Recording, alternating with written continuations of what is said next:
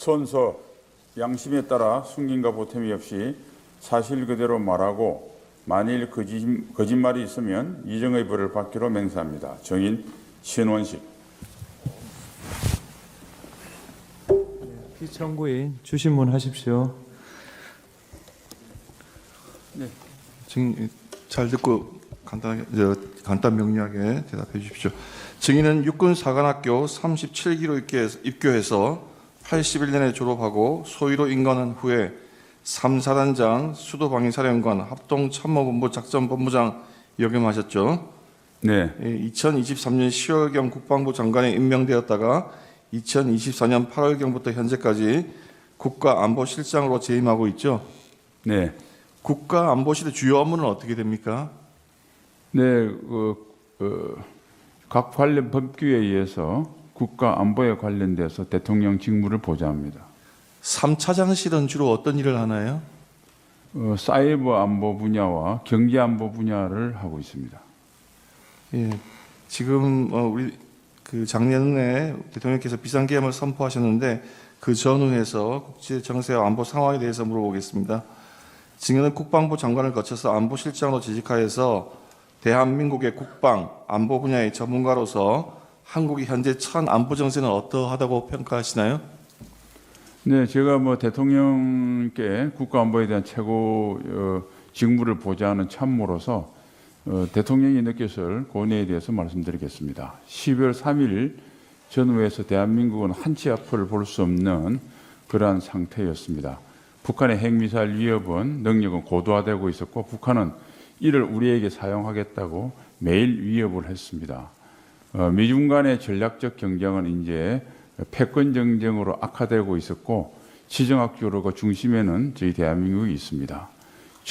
러시아와 북한의 군사 밀착은 한반도와 세계 안보에 실체적인 위협이 되었습니다. 특히 지난해 말 북한이 러시아에 파병한 것은 북한군이 전쟁 경험을 습득할 뿐만 아니라 러시아로부터 많은 반대국가 예상이 되었기 때문에 이는 오롯이 대한민국에 대한 위협과 도발로 돌아올 것이 뻔했습니다. 그리고 미 행정부가 새로 출범하게 됐는데 아직 외교 안보나 경제 정책이 확정되지 않은 상태에서 불확실성이 높았습니다.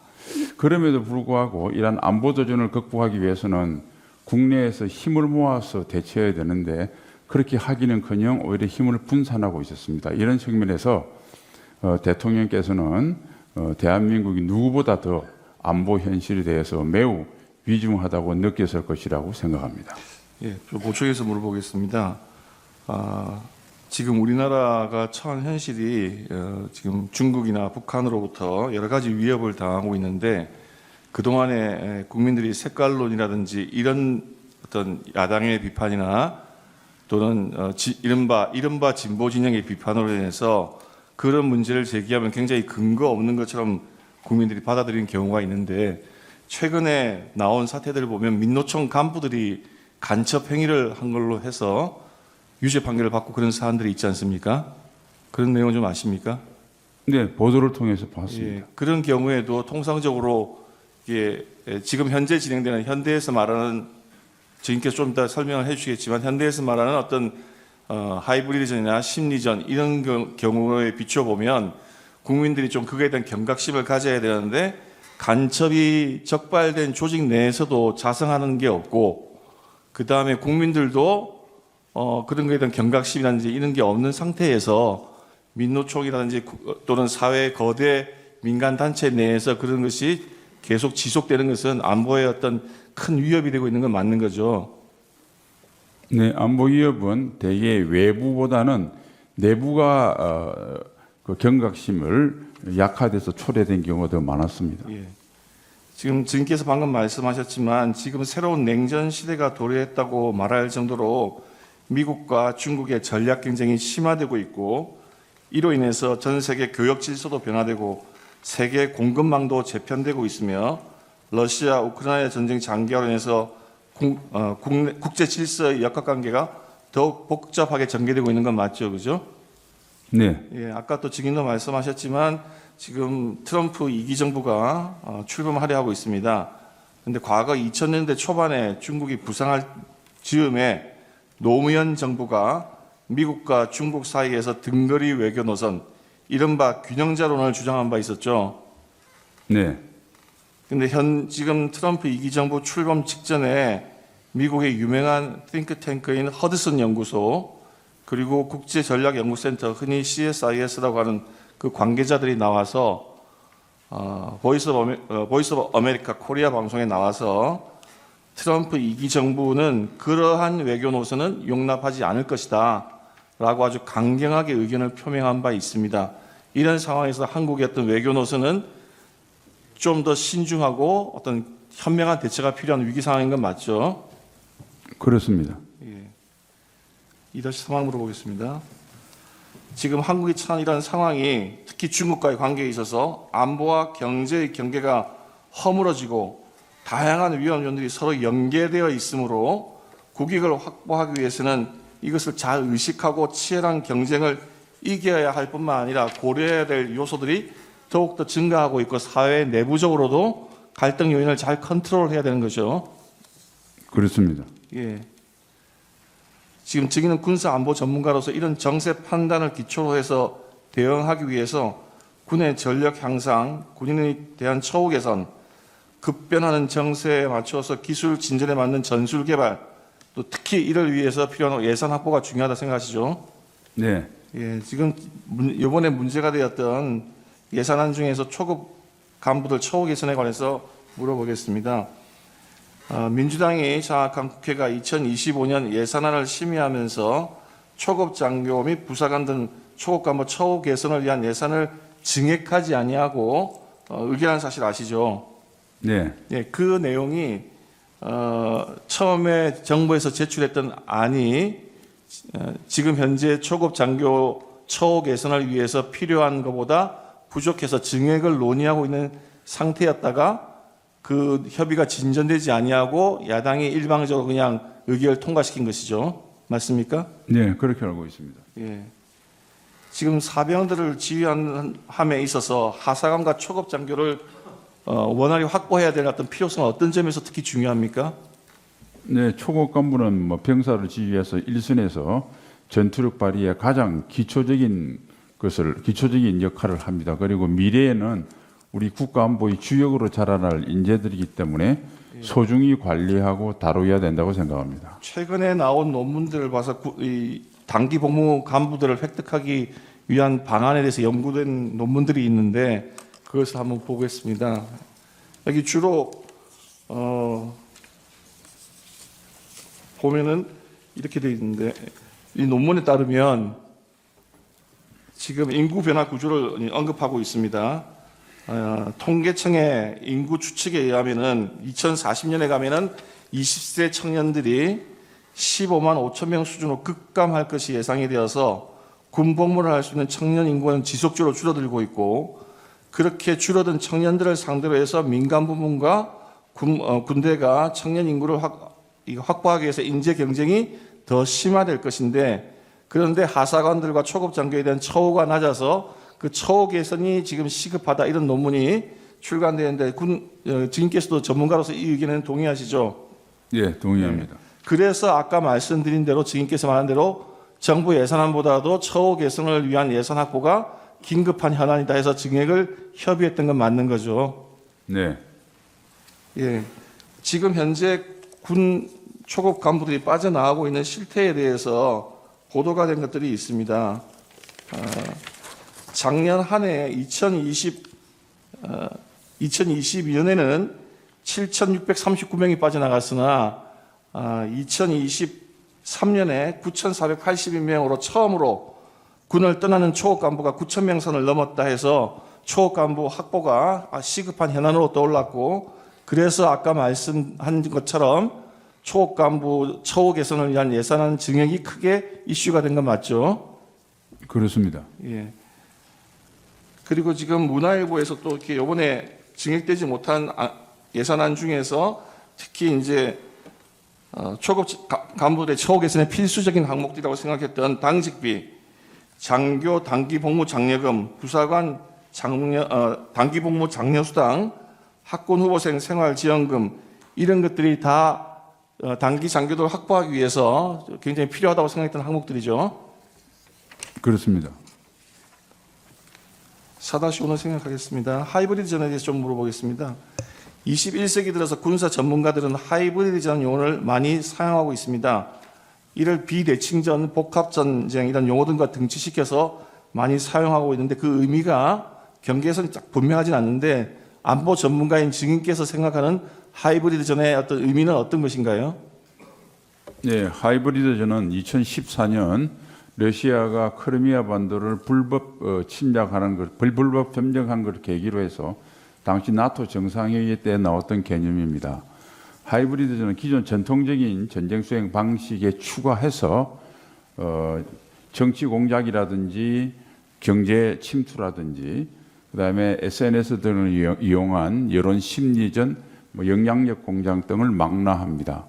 특징은 공격 대상 및 목표가 전통적인 군사력이나 정권 집단뿐만 아니라 일반 국민 또 나아가서 그 사이의 규범과 가치를 그 대상으로 한다는 점이고요.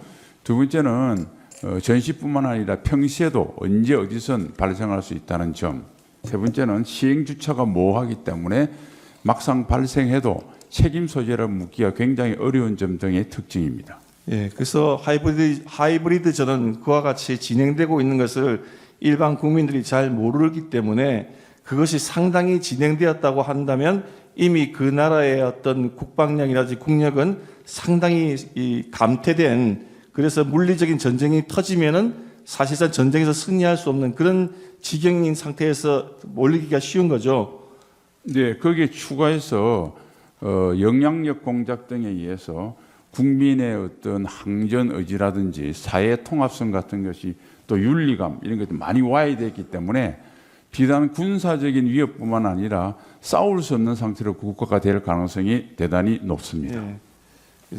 하이브리드전은 타국의 전력망에 대한 공격이라든지 디도스 공격, 랜섬웨어, 해킹 등 다양한 형태의 사이버 공격 또는 타국의 선거에 대한 개입, 수출 규제 등 합법, 비합법 수단, 군사적인 수단, 민간 분야의 수단, 정치, 경제 등 영역과 수단을 가리지 아니하고 다양한 영역에서 온갖 수단을 동원해서 전개한다고 볼 수 있죠.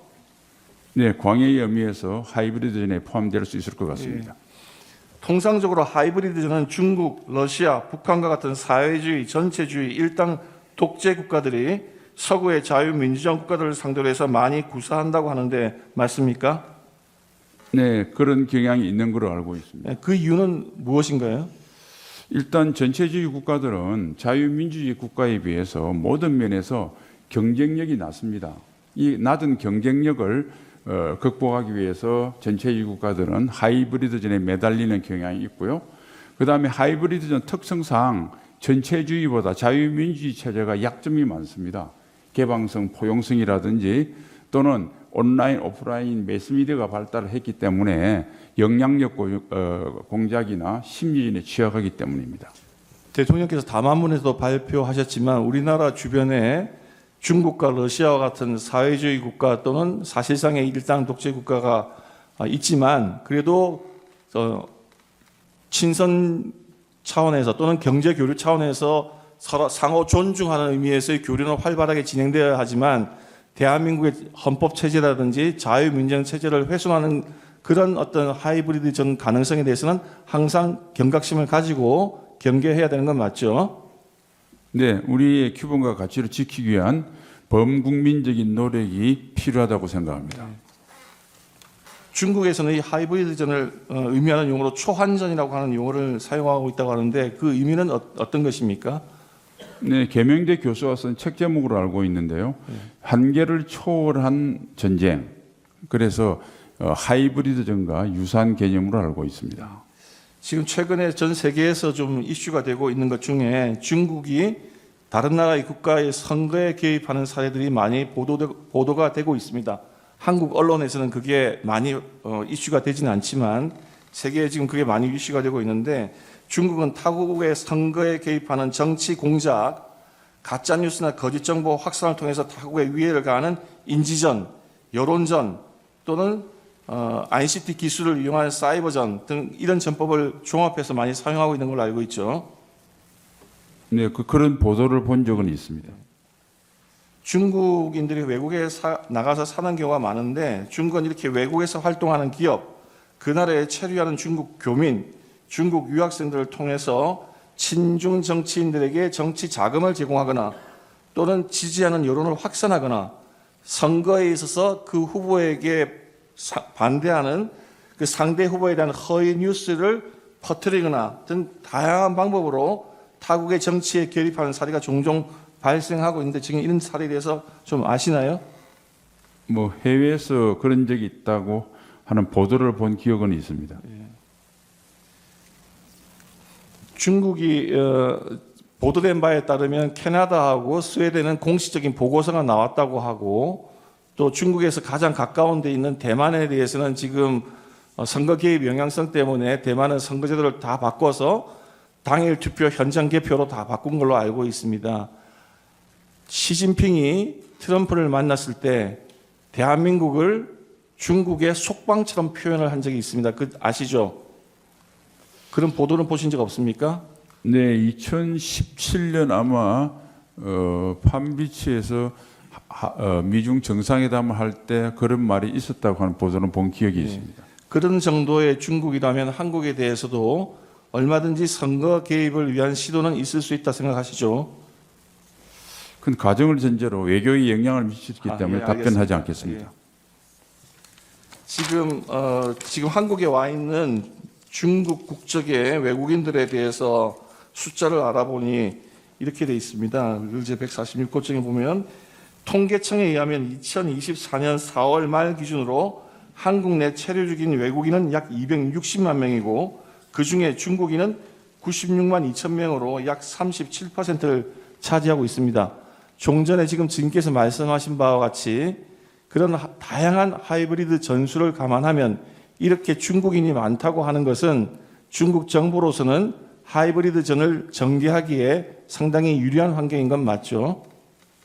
단정적으로 제 견해를 말씀드리는 건 적절치 않은 것 같습니다. 아, 그렇습니까? 그러면 이런 사례는 좀 있었는데 과거에 우리나라 정부에서 문재인 대통령이 중국몽을 함께 하겠다.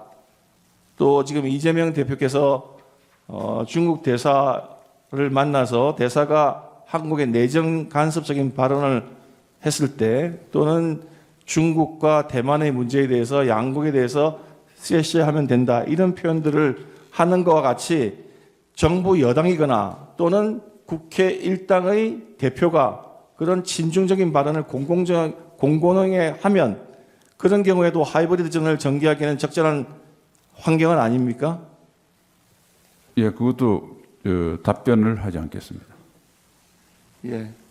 9-3항으로 오겠습니다. 그러면 일반적으로 중국은 여론 주도층을 매수하거나 영향력을 확보하여 정치 공작을 펴서 친중 세력을 부식시키고 가짜뉴스, 거짓 정보를 유포하여 정치 경제에 영향을 미치고 소위 우마오당이라고 알려져 있는 인터넷 댓글 부대를 운영하여 여론을 조작하고 또 ICT 기술을 이용해서 상대국의 어떤 기반 시설에 대한 통제력을 영향을 미치려고 한다는 그런 시도가 있다고 하는 것은 보도를 통해서 알고 계시나요? 네, 그런 보도를 본 기억이 있습니다. 9-4는 이렇게 좀 바꿔 물어보겠습니다. 지금 중국이 AI 기술이 세계에 손꼽힐 정도로 선두를 달리고 있는 거 아시죠? 네, 예, 우마오당이라고 해서 보도에 따라서는 1천만 명, 많게는 4천만 명 정도의 댓글 부대를 중국이 운영하고 있다는 기사가 난 적이 있습니다. 지금 그런 댓글 부대를 AI 기술과 접목하면 마치 사람이 쓴 것처럼 인터넷에 댓글을 달아서 인터넷 여론 공작을 충분히 할 수 있는 것이죠, 기술적으로.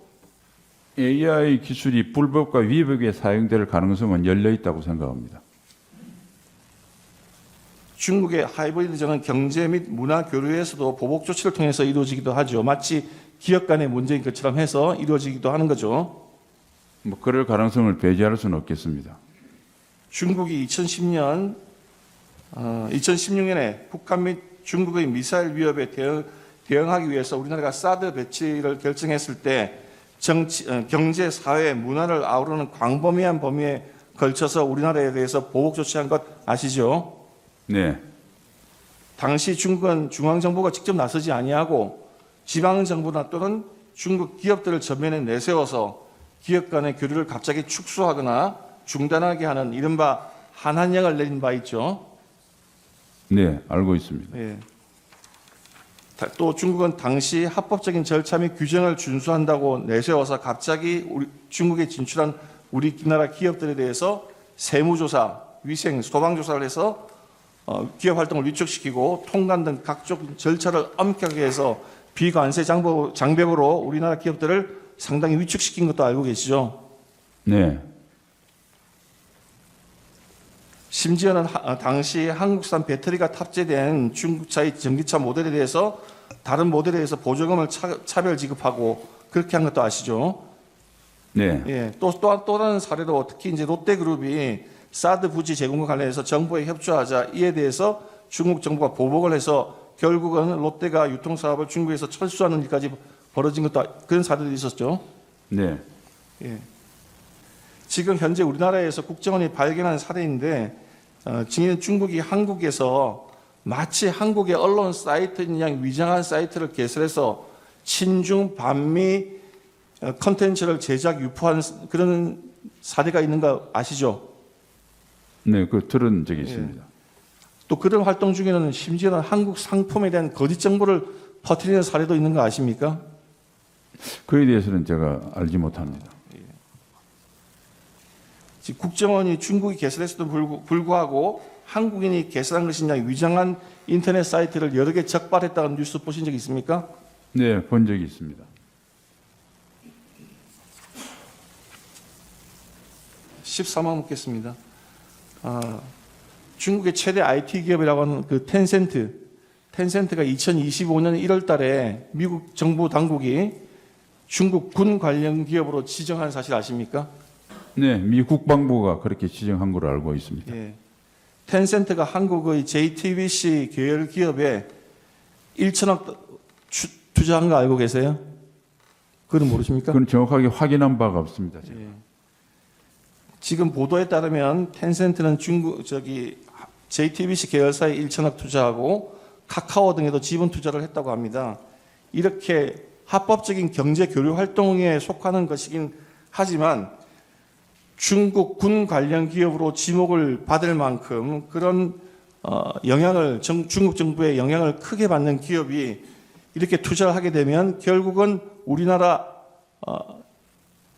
미디어나 언론사 등을 통해서 심리전, 여론전에 활용당할 가능성이 있기 때문에 정부 당국이나 국민들로서는 경계심을 가지고 지켜봐야 되는 건 맞죠? 네, 그 문제에 대해서 제가 정확하게 파악한 게 없어가지고. 그렇습니까? 예, 예, 14 물어보겠습니다. 이렇게 중국이 한국을 상대로 해서 다양한 형태의 하이브리드전을 전개하고 있다면 국내 정치인들로서는 그들과 손을 잡으면 정권을 획득하거나 또는 국회의원 당선에 유리한 어떤 환경을 조성할 수 있는 건 맞다고 생각하는데 정의는 어떻게 생각하십니까? 그 뭐 단정적으로 말씀드리긴 어렵지만 어쨌든 우리가 경각심을 가질 필요는 있다고 생각합니다. 캐나다, 호주에서 중국의 선거 개입에 대한 그 조사 보고서가 발표된 사실은 아시나요? 네, 보도된 걸로 알고 있습니다. 이렇게 중국 등 사회주의 국가와 손을 잡은 정치 세력이 있다면 그렇게 해서 국회의원에 당선되거나 권력을 획득하거나 하면 그에 대한 반대급부로 국가적 이익을 훼손하는 사례들도 있을 수 있겠죠. 예, 뭐 가정을 전제로 하신 말씀인데 어쨌든 모든 공직자는 선출직이든 임명직이든 오로지 대한민국의 국익을 기준으로 해서 행동해야 된다고 생각합니다. 추가로 여기서 하나 물어보겠습니다. 일반인들 사이에 이런 생각들을 많이 퍼져 있습니다. 문재인 정부 초기에 영화 한 편 보시고 난 다음에 원전 산업에서 철수를 하고 그 다음에 태양광 산업이 부상을 했습니다.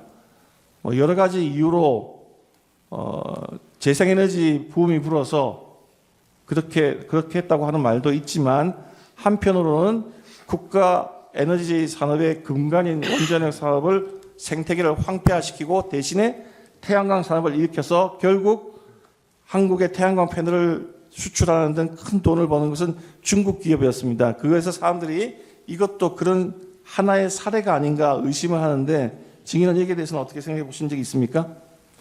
그 분야는 제가 전문적인 지식이 없기 때문에 제 개인의 주관적인 판단은 말씀드리지 않겠습니다. 네, 15번 물어보겠습니다. 중국인 유학생이 3명이 2024년 6월 군사작전시설인 해군작전사령부 부산작전기지를 촬영하다가 체포된 적이 있죠. 네. 당시 부산작전기지에 진행 중이던 군사훈련이 있었습니까? 네, 그게 한미연합훈련인 프리덤 매치 훈련이었고 당시 그 훈련을 하기 위해서 해군 그 부산 기지에 미 항공모함 루즈벨트함이 정박하고 있었습니다. 2024년 11월경에도 중국인 관광객이 가장 철저한 보안이 요구되는 국가정보원 청사를 당국의 허락 없이 무단 촬영하다가 적발된 사실도 있죠. 네. 2024년 12월경 또 중국인이 국가보안시설인 제주국제공항을 드론으로 불법 촬영하다 적발된 사실도 있죠. 네. 이런 사례들은 중국 정부가 민간인을 활용해서 수행하는 하이브리드전의 일환으로 평가할 수 있습니까? 그 단정적으로 평가를 하기에는 정보가 부족합니다. 그렇지만 우리가 그런 중국인들을 간첩죄로 처벌하지는 못했죠. 그렇습니다. 언론 보도에 따르면 2024년 1월부터 10월까지 국가 핵심 기술 등 해외 기술 유출 사건 중 18건이 중국으로 관련되어 있다고 합니다. 그래서 한국의 기술을 탈취하는 주요 국가가 중국으로 지목되고 있습니다. 이러한 어떤 조직적인 기술 탈취도 하이브리드전의 일환으로 볼 수 있습니까? 네, 광의로 그렇게 볼 수 있을 것 같습니다. 기술 탈취는 국가 안보뿐만 아니라 우리 국가의 경쟁력에 심대한 위협이 되기 때문에 관심을 기울여야 된다고 생각합니다. 중국인들의 이와 같은 간첩 행위를 간첩죄로 처벌하기 위해서는 형법상 간첩죄의 규정을 적국에서 외국으로 개정해야 하는데 지금 현재 민주당이 반대해서 스파이 활동을 하는 중국인들을 간첩죄로 처벌하는 개정이 이루어지지 못한 상태이죠. 안타깝게 생각합니다. 예, 지금 그 문제와 관련해서 한동훈 전 대표가 대표 시절에 민주당의 간첩죄 개정 규정과 관련해서 동의를 했다가 동의를 철회해서 지연된 것에 대해서 유감 표명을 한 적이 있습니다. 알고 계십니까? 네. 현재는 그게 법사위원회의 계류 중이라고 하는데 지금 그 시기가 그때 여야 합의로 개정하기로 했으면 벌써 수개월 전에 끝났어야 될 문제인데 지금 현재도 법사위원회 계류 중이고 미뤄지고 있어서 이런 처벌 규정을 활용할 수가 없게 된 상황이죠. 네, 안타깝게 생각합니다. 18을 묻겠습니다. 민주당이 장악한 국회가 2024년 12월 6일 날 국회에서의 증언 감정에 관한 법률안을 개정안을 제출을 했습니다. 이에 따르면 국회 증인으로 나온 증인이 증언하면서 개인정보 보호라든지 기업 영업비밀 보호를 이유로 자료 제출을 거부할 수 있는 예외를 아예 없애버려서 앞으로 기업가가 법정에 증인으로 출석하는 경우에는 기업 비밀이 해외로 유출될 수 있고 핵심 기술 관련 정보가 외국, 특히 중국으로 유출될 수 있는 그런 위험이 발생하게 되는 건 아시죠? 그런 법안이 지금 제출되는 거 아시죠? 네. 이렇게 어떤 외국인의 스파이 활동을 처벌할 수 있는 간첩죄 규정 개정이 미루어지고 있고 국회에서의 증언감정법에 따라서 영업비밀 보호나 기업비밀 보호가 이루어지지 않게 되면 우리나라는 중국을 비롯한 다른 나라의 어떤 하이브리드전 위협에 무방비로 노출될 수밖에 없는 상태여서 안보실장으로서는 굉장히 답답하게 생각하고 계시죠. 네, 그럴 위험성이 있다고 생각합니다. 러시아 우크라이나 전쟁이 지금 장기화되면서 전 세계에서 무기 수출이 큰 화제가 되고 있습니다. 한국의 방산 무기도 더불어 지금 인기가 올라가고 있는데 이렇게 한국의 어떤 방산 무기가 해외로 수출이 되면 우리나라의 안보나 외교에는 어떤 긍정적인 영향이 있습니까? 네, 경제적인 그 성과 외에도 국방 협력과 나아가서 국가 간의 유대화 협력이 강화됩니다. 특히 무기 교환성 문제를 통해서 한국과 미국 그리고 미국을 주축으로 하는 이 여러 동맹 국가들 사이의 협력이 굉장히 굳건하게 될 그 가능성이 있기 때문에 이런 방산 무기 수출이 굉장히 중요한 의미가 있는 것이죠. 네. 지금 근데 민주당은 국내 방산 기업이 무기를 수출할 경우 국회의 동의를 받도록 하는 방해사업법 개정안을 당론으로 채택한 바 있습니다. 이렇게 되면은 방산 무기 수출이 사실상 굉장히 어려워지게 되는 거 맞습니까? 그렇습니다. 예, 15분 추가하겠습니다. 네, 하십시오. 예, 그럼 다음 좀 하나만 묻고 15분은 나중에 네. 반대 신문에 쓰겠습니다. 네, 25항하고 26항만 물어보고 다음에 물어보겠습니다. 25항 물어보겠습니다. 국정원이 2023년 10월경 중앙선거관리위원회를 한번 보안 점검을 했습니다. 보안 점검을 했더니 선관위 직원 이메일이 북한 측에 해킹이 당했다고 하고, 그 다음에 이 IT 기술상으로 통합선거의 명부 조작, 투표자 수 조작, 투표관리관의 사인, 지역구 선거관리위원회의 청인, 그리고 그런 파일들 다 탈취할 수 있고 온갖 조작이 이론상 가능할 정도로 보안이 허술했다라고 발표한 바가 있습니다. 다만 실제 그런 조작이 있었는가는 서버 전체를 설비 전체를 점검하지 못했기 때문에 그건 단정할 수가 없다. 근데 만약 이런 상태의 보안 상태라고 한다면 중국이나 또는 북한의 하이브리드전을 이용한 어떤 IT 기술을 이용해서 중앙선관위 서버를 해킹해서 선거에도 영향을 미칠 가능성은 이론적으로는 존재하는 것이죠. 뭐 해킹에 대한 대비책은 강화할 필요가 있다고 생각합니다. 국정원 보안 점검 결과 기술적으로 이렇게 발표를 했는데 그렇다고 한다면 그런 위험성이 있어서 그 보안 기술을 더 강화해야 된다. 그 말씀이신 거죠? 네. 예, 나머지는 반대 신문 할 때 묻겠습니다. 14분 남았습니다. 청구인 주시문 하십시오. 먼저 조서를 좀 확인하겠습니다.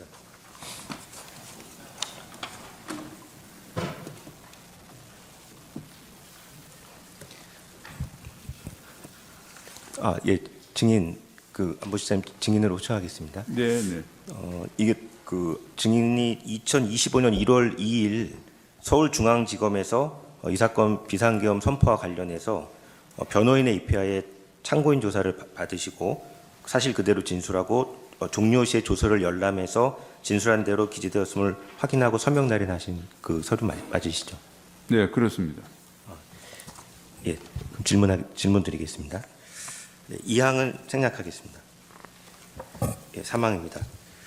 증인은 2024년 3월 말에서 4월 초순경 삼청동 안가에서 윤석열 대통령이 마련한 만찬에 김용현 당시 경호처장, 조태영 국정원장, 여인영 방첩사령관과 함께 참석한 사실이 있으시죠? 네. 당시 만찬은 원래 대통령이 증인과 국정원장, 방첩사령관에 대하여 방첩 조직을 강화하고 국정원도 차분하게 일을 잘하고 있다는 등 격려하는 자리였지만 피청구인이 시국에 관해 이야기하게 되었고 피청구인은 그때까지 진행된 야당 관련 문제, 정치 상황 등에 대하여 울분을 토하셨죠. 뭐 울분까지는 아니고 다양한 주제를 말씀하신 것으로 기억합니다. 예, 피청구인은 굉장히 답답한 심정, 특히 의료개혁과 관련하여 난항을 겪고 역풍이 이는 상황에 대하여 혼자서 1시간 가까이 길게 토로하였죠. 뭐 혼자서 길게라기보다 1시간 동안 주로 대화를 주도하셨고 저희들도 자유롭게 의견을 개진하는 그러한 자리였습니다. 이런 과정에서 피청구인은 정상적인 정치 상황으로 가기 굉장히 어려워졌다 언급하면서 비상한 조치를 해야 하지 않겠느냐라고 발언하였죠. 네, 정확한 워딩은 기억나지 않은데 그런 취지의 말씀이 있었던 것으로 기억합니다. 예. 피청구인은 군이 나서야 되지 않느냐, 적극적인 역할을 해야 하지 않겠느냐라고 말하였죠. 네, 그런 말씀을 했던 것이 아니고 저를 보고 말씀하셔서 제가 그렇게 느꼈던 것 같습니다. 예. 증인은 그 당시에 비상한 조치, 또 군이 나서서 적극적인 역할을 한다. 이걸 어떻게 이해하셨나요? 그 뭐 여러 가지 말씀 중에 지나가시는 말씀을 하셔서 뭐 그냥 그 말씀하신 그 취지 그대로 받아들였습니다. 별도로 추가적인 뭐 생각은 안 했습니다. 그러니까 비상한 조치로 군이 나서서 적극적인 활동을 한다고 하면 그게 뭐 법률 개념으로 치자면 현행 법령상 어디에 해당하는 건가요? 법령보다는 과거의 경험으로 볼 때 군이 좀 현실 정치에 이렇게 역할을 하는 것 정도로 저는 그 분위기로 이해를 했습니다. 결국 계엄이나 이런 비상계엄이나 이런 것까지 포함하는 군의 정치 개입으로 생각하셨단 말씀이신가요? 뭐 그런 계엄까지 생각은 못했고 어쨌든 어떤 경우든 저는 그 적절치 않다고 이렇게 제 의견을 피력한 적이 있습니다. 이에 대하여 증인은 제가 법은 잘 모르겠지만 역사적으로 볼 때나 당위성 면에서는 적절치 않다. 국민이 용납하지 않고 장병들은 국민과 생각을 100% 같이 간다. 그것은 현실성이 없다고 반대하셨죠. 네, 그 뭐 법적인 문제를 떠나서 그 어떤 어려움을 해결하는데 좋은 솔루션은 아니란 취지로 제가 진언을 드린 것으로 기억합니다. 증인께서 당시 그 대통령의 그런 그 어떤 구상에 반대하신 나름대로의 그 당시에 그 합리적인 뭐 이유라든지 나름대로 논리적으로 분석하신 어떤 근거를 가지고 거기서 반대를 하신 건가요? 뭐 구상을 대통령께서 밝힌 거 그런 정도는 아니었고 그 대화를 하면서 지나가는 말투로 그런 비슷한 말씀을 하셔서 그냥 듣고 별다른 말씀을 안 드리려고 하다가 아무래도 이제 저를 보고 말씀하셨기 때문에 저는 평소에 이제 제가 알고 있던 역사관 그리고 군나의 현실, 우리 국민의 정치 의식 등을 고려할 때 뭐 그러한 것들은 그렇게 썩 유용한 방법이 아니다 이렇게 말씀을 드렸습니다. 예. 그러면 그때 증인은 계엄의 요건인 전시사변 그밖에 국가 비상사태에 해당하지 않는다라고 그렇게 판단해서 반대하신 건가요? 계엄이라는 건 생각을 못했기 때문에 그거는 뭐 적절치 않고 저는 뭐 비상하게 이렇게 조금 뭐 조치를 하는 것 정도로 이해를 했고 계엄과 관련된 생각은 하지 않았습니다. 예. 증인은 1979년 육사 3학년 당시 12.12 사태를 겪는 등 군인으로서의 경험을 통해서 군의 정치 개입은 안 된다는 확고한 신념을 가지고 계시죠? 그렇습니다. 당시 조태용 국정원장도 국제관계에 대해 언급하면서 외국에서 받아들일 수 없고 우리나라의 국격에 비추어 생각할 수도 없다는 취지로 말하였나요? 예, 다음은 아마 국정원장도 그런 취지로 말씀을 드린 거로 제가 기억하고 있습니다. 그 당시 같이 참석하셨던 김용현 경호처장과 여인영 방척사령관은 어떤 말을 하셨습니까? 저하고 국정원장이 그런 말씀을 하니까 대통령께서 다른 화제로 돌려버려서 그 사람들은 의견을 표명할 수 있는 시간적인 그게 없었습니다. 그래서 별도로 아무런 이야기를 하지 않은 것으로 제가 기억합니다. 위 대통령과의 만찬 자리를 마친 후에 증인은 김용현, 여인영과 증인의 국방부 장관 공간에서 차를 마시면서 이야기를 나누셨죠? 그렇습니다. 김용현 당시 경호처장은 증인의 육사 1년 후배일 뿐만 아니라 근무 연도 상당히 깊어 오랫동안 형 동생 관계를 유지해온 그런 사이시죠? 근무연은 없었고요. 단 한 달 정도 제가 대령 때 합참에 과장할 때 우리과의 파견 나와서 저를 일을 도와준 적은 있고 그 뒤로 같은 장소에서 같은 시간대 근무한 연은 전혀 없습니다. 단지 제가 수방사령관과 합참작전본부장을 인계를 한 그런 연은 있습니다.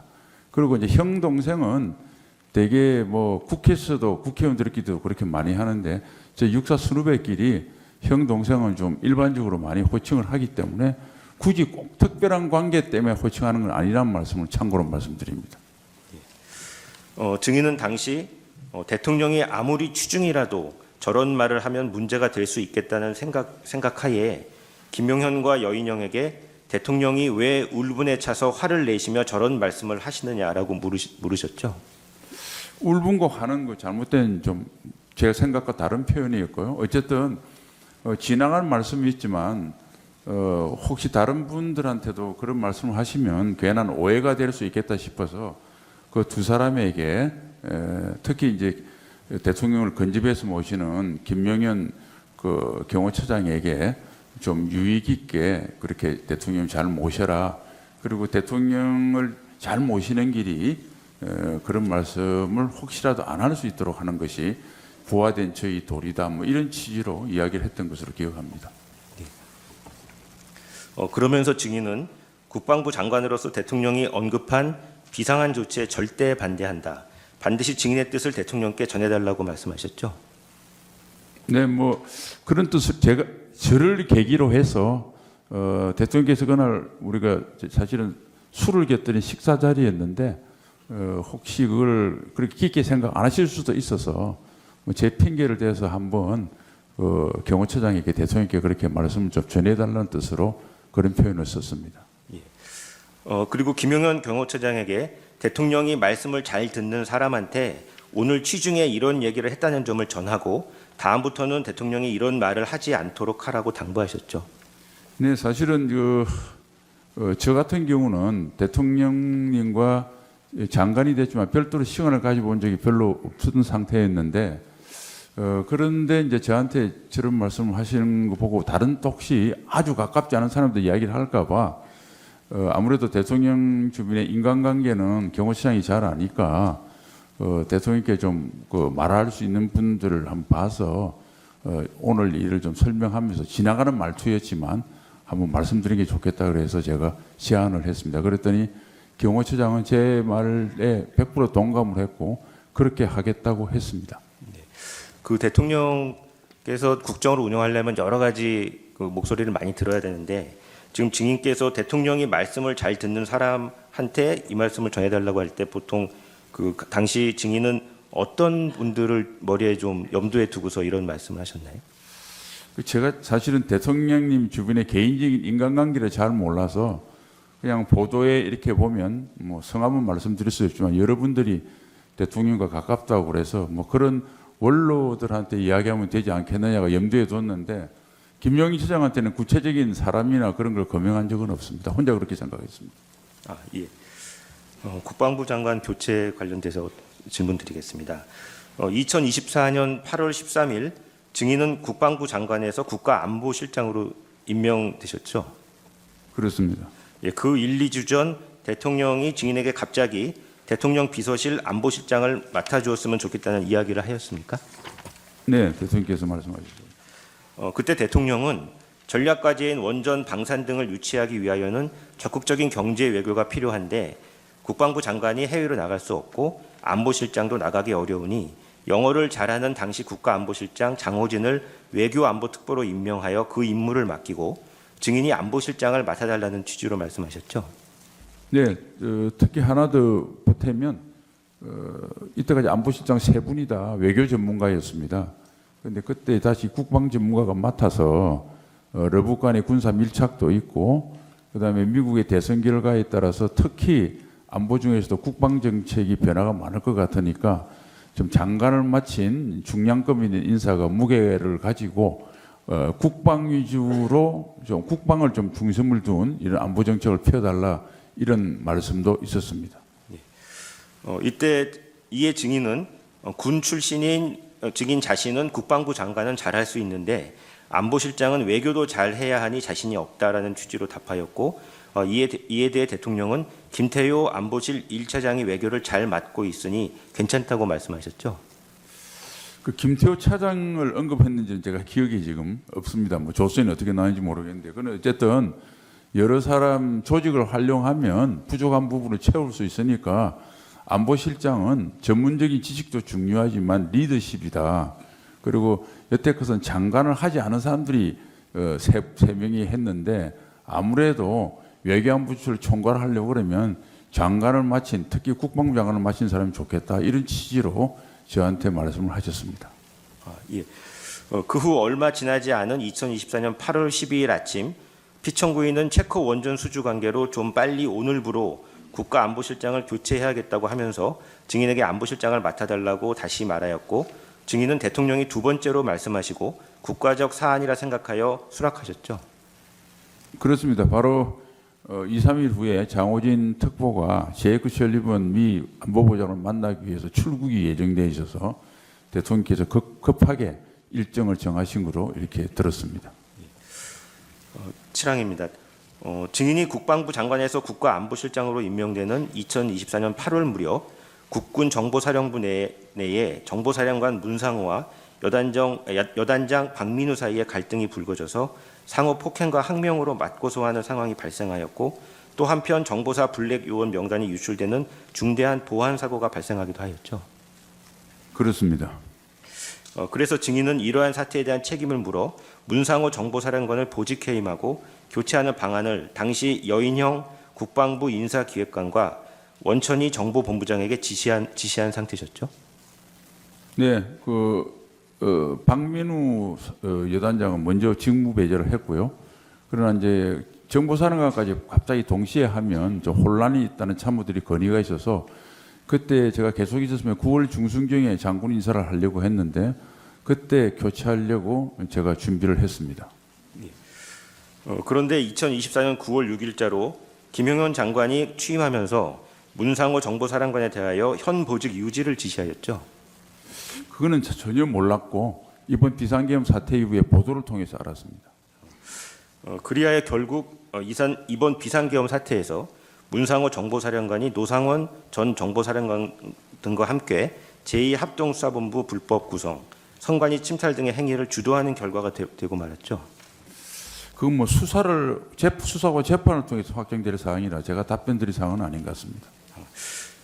예, 그 당시 언론 보도에 당시 그 문상호 여인영 또 김용현으로 대표되는 충암파와 그다음에 증인과 박민우로 대표되는 국방파의 대립이 있었고 거기서 충암파가 승리해서 결국은 장관이 교체가 됐다 이런 보도들이 있었습니다. 증인은 거기에 대해서 어떻게 생각하시나요? 저는 뭐 그거는 근거가 없다고 생각하고 문상호 전 정보사령관은 충암고등학교를 나오지 않은 걸로 알고 있습니다. 예, 증인이 2024년 9월경 국방부 장관에서 안보실장으로 교체된 것은 이처럼 증인이 대통령의 비상계엄 선포에 적극적으로 반대하고 김용현 등에 의하여 계획 중이던 비상계엄에서 중추적 역할을 담당할 문상호 정보사령관을 교체하려고 하는 등 비상계엄 계획에 증인이 중대한 장애가 되었기 때문이라고 생각이 드는데 어떻습니까? 뭐 인사권자인 대통령께서 판단하신 사항이긴 하지만 제가 느끼기에 계엄에 뭐 반대를 그렇게 했던 아까 만찬 분위기를 말씀드렸는데 지나가는 말투였고 그 뒤로 한 번도 계엄에 관련된 저한테 하문하신 적도 없고 그런 말 들어본 적도 없습니다. 그리고 교체했던 것은 대통령께서 아까 청구인께서 말씀하신 그런 이유로 저에게 교체 이유를 설명을 하셨고 또 그것을 브리핑했기 때문에 저는 일부 언론 보도에서 제기한 것은 사실이 아니라고 보고 대통령께서 말씀하신 것이 사실에 가깝다고 생각합니다. 대통령실 국가안보실장은 군과 국방부를 담당하고 계시죠? 그렇습니다.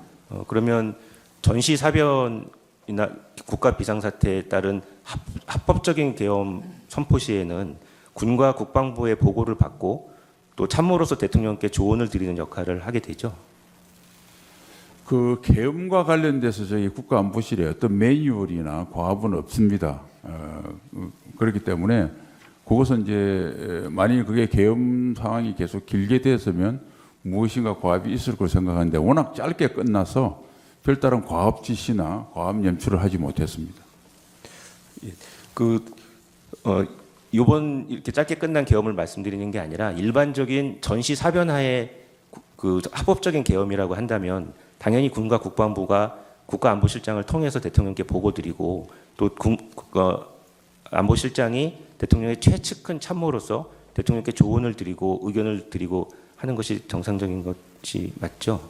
아닙니다. 계엄 사무업무는 계엄사령관으로 임명된 사성 장군이 국방부 장관을 통해서 대통령께 보고하는 구조고 저희한테 중간에 보고하는 경우는 없고 혹시 대통령께서 저에게 하문하셔서 챙겨보라고 하는 과업 지시가 있으면 챙기게 될 겁니다. 그래서 우리 안보실에는 계엄과 관련된 어떤 사업 사무 분장이 없습니다.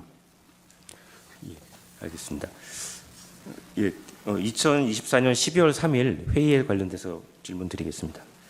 증인은 2024년 12월 3일 밤 성북동 안보실장 공간에서 휴식을 취하고 있었는데 21시 19분경 증인의 보좌관인 양원석으로부터 대통령 부속실에서 대통령이 수석비서관 이상 회의를 소집했다는 말을 듣고 21시 40분경 용산 대통령실로 출발하셨죠. 네. 사실 이 무렵 외교 현안으로 피청구인이 트럼프 미 대통령 당선자를 방문하는 승반 날짜를 논의하는 중이었기 때문에 증인은 이 문제로 회의가 소집되는 것인가 추측하여 보기도 했죠. 그렇습니다. 또 용산으로 향하는 승용차 안에서 기자들 사이에 밤 10시에 대통령이 긴급 재정 경제 명령을 발표할 것이라는 소문이 돈다는 이야기를 듣기도 하셨죠. 네, 국방부 대변인실에 어떤 기자 한 명이 그런 그 카톡으로 저에게 보냈습니다.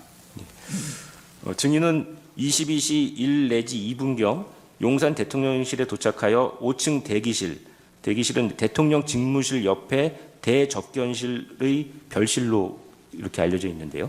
대기실로 안내되었고 당시 그곳에는 김태효 1차장, 이도운 홍보수석, 김주연 민정수석, 홍철호 정무수석 등이 대기하고 있었죠. 네, 하여튼 뭐 사람들이 사실 출입구에 왔다 갔다 했기 때문에 계속 있었는지는 모르겠는데 하여튼 기억은 그렇게 났습니다. 어느 정도 대기하는 시간이 흐른 후에 대통령 집무실로 가보자는 누군가의 제안에 따라서 대통령 집무실로 들어가 보니 정진석 비서실장 혼자 망연자실한 표정으로 앉아 있었고 무슨 일이냐고 증인이 물으니 대통령께서 비상계엄을 선포하려 한다는 말과 함께 대통령이 현재 대접견실에서 국무회의를 하고 있다라는 답변을 들으셨죠? 네. 그때 갑자기 대통령이 대접견실에서 복도로 나왔다는 말이 어디선가 나와 증인은 비서실장 등과 함께 집무실에서 복도로 나와 비서실장은 대통령에게 대통령님 그것은 절대 안 됩니다 라고 하였고 증인도 무슨 비상계엄입니까? 라고 말하셨죠. 그런 취지로 말씀했고 몇몇 수석들도 따라가면서 비슷한 취지로 말씀한 것 같습니다. 증인이 그때 무슨 비상계엄입니까? 라고 비상계엄 선포에 반대하신 이유는 무엇인가요? 뭐 그때는 무슨 논리를 생각할 때가 아니고 바로 직전에 1, 2분 전에 비서장한테 들었기 때문에 일단은 뭐 비상계엄을 선포하는 것이 뭐 적절한 선택이 아니다 뭐 이런 생각을 본능적으로 했습니다. 증인은 그때 비상계엄의 요건인 전시 사변, 기타 국가 비상사태에 해당하지 않는다고 생각하셨습니까? 그렇게까지 뭐 조직적으로 생각할 여유가 없었고 그때는 굉장히 급박한 순간이라 일단은 뭐 지금 상황에서 비상계엄은 대통령님께서 선택할 수 있는 뭐 좋은 정치적 선택이 아니라는 생각만 본능적으로 했습니다. 이에 대해 대통령이 내가 책임진다, 내가 결심한 것이다, 이미 결심했다라고 말하면서 곧바로 엘리베이터를 타고 대국민 담화를 위해 내려갔죠.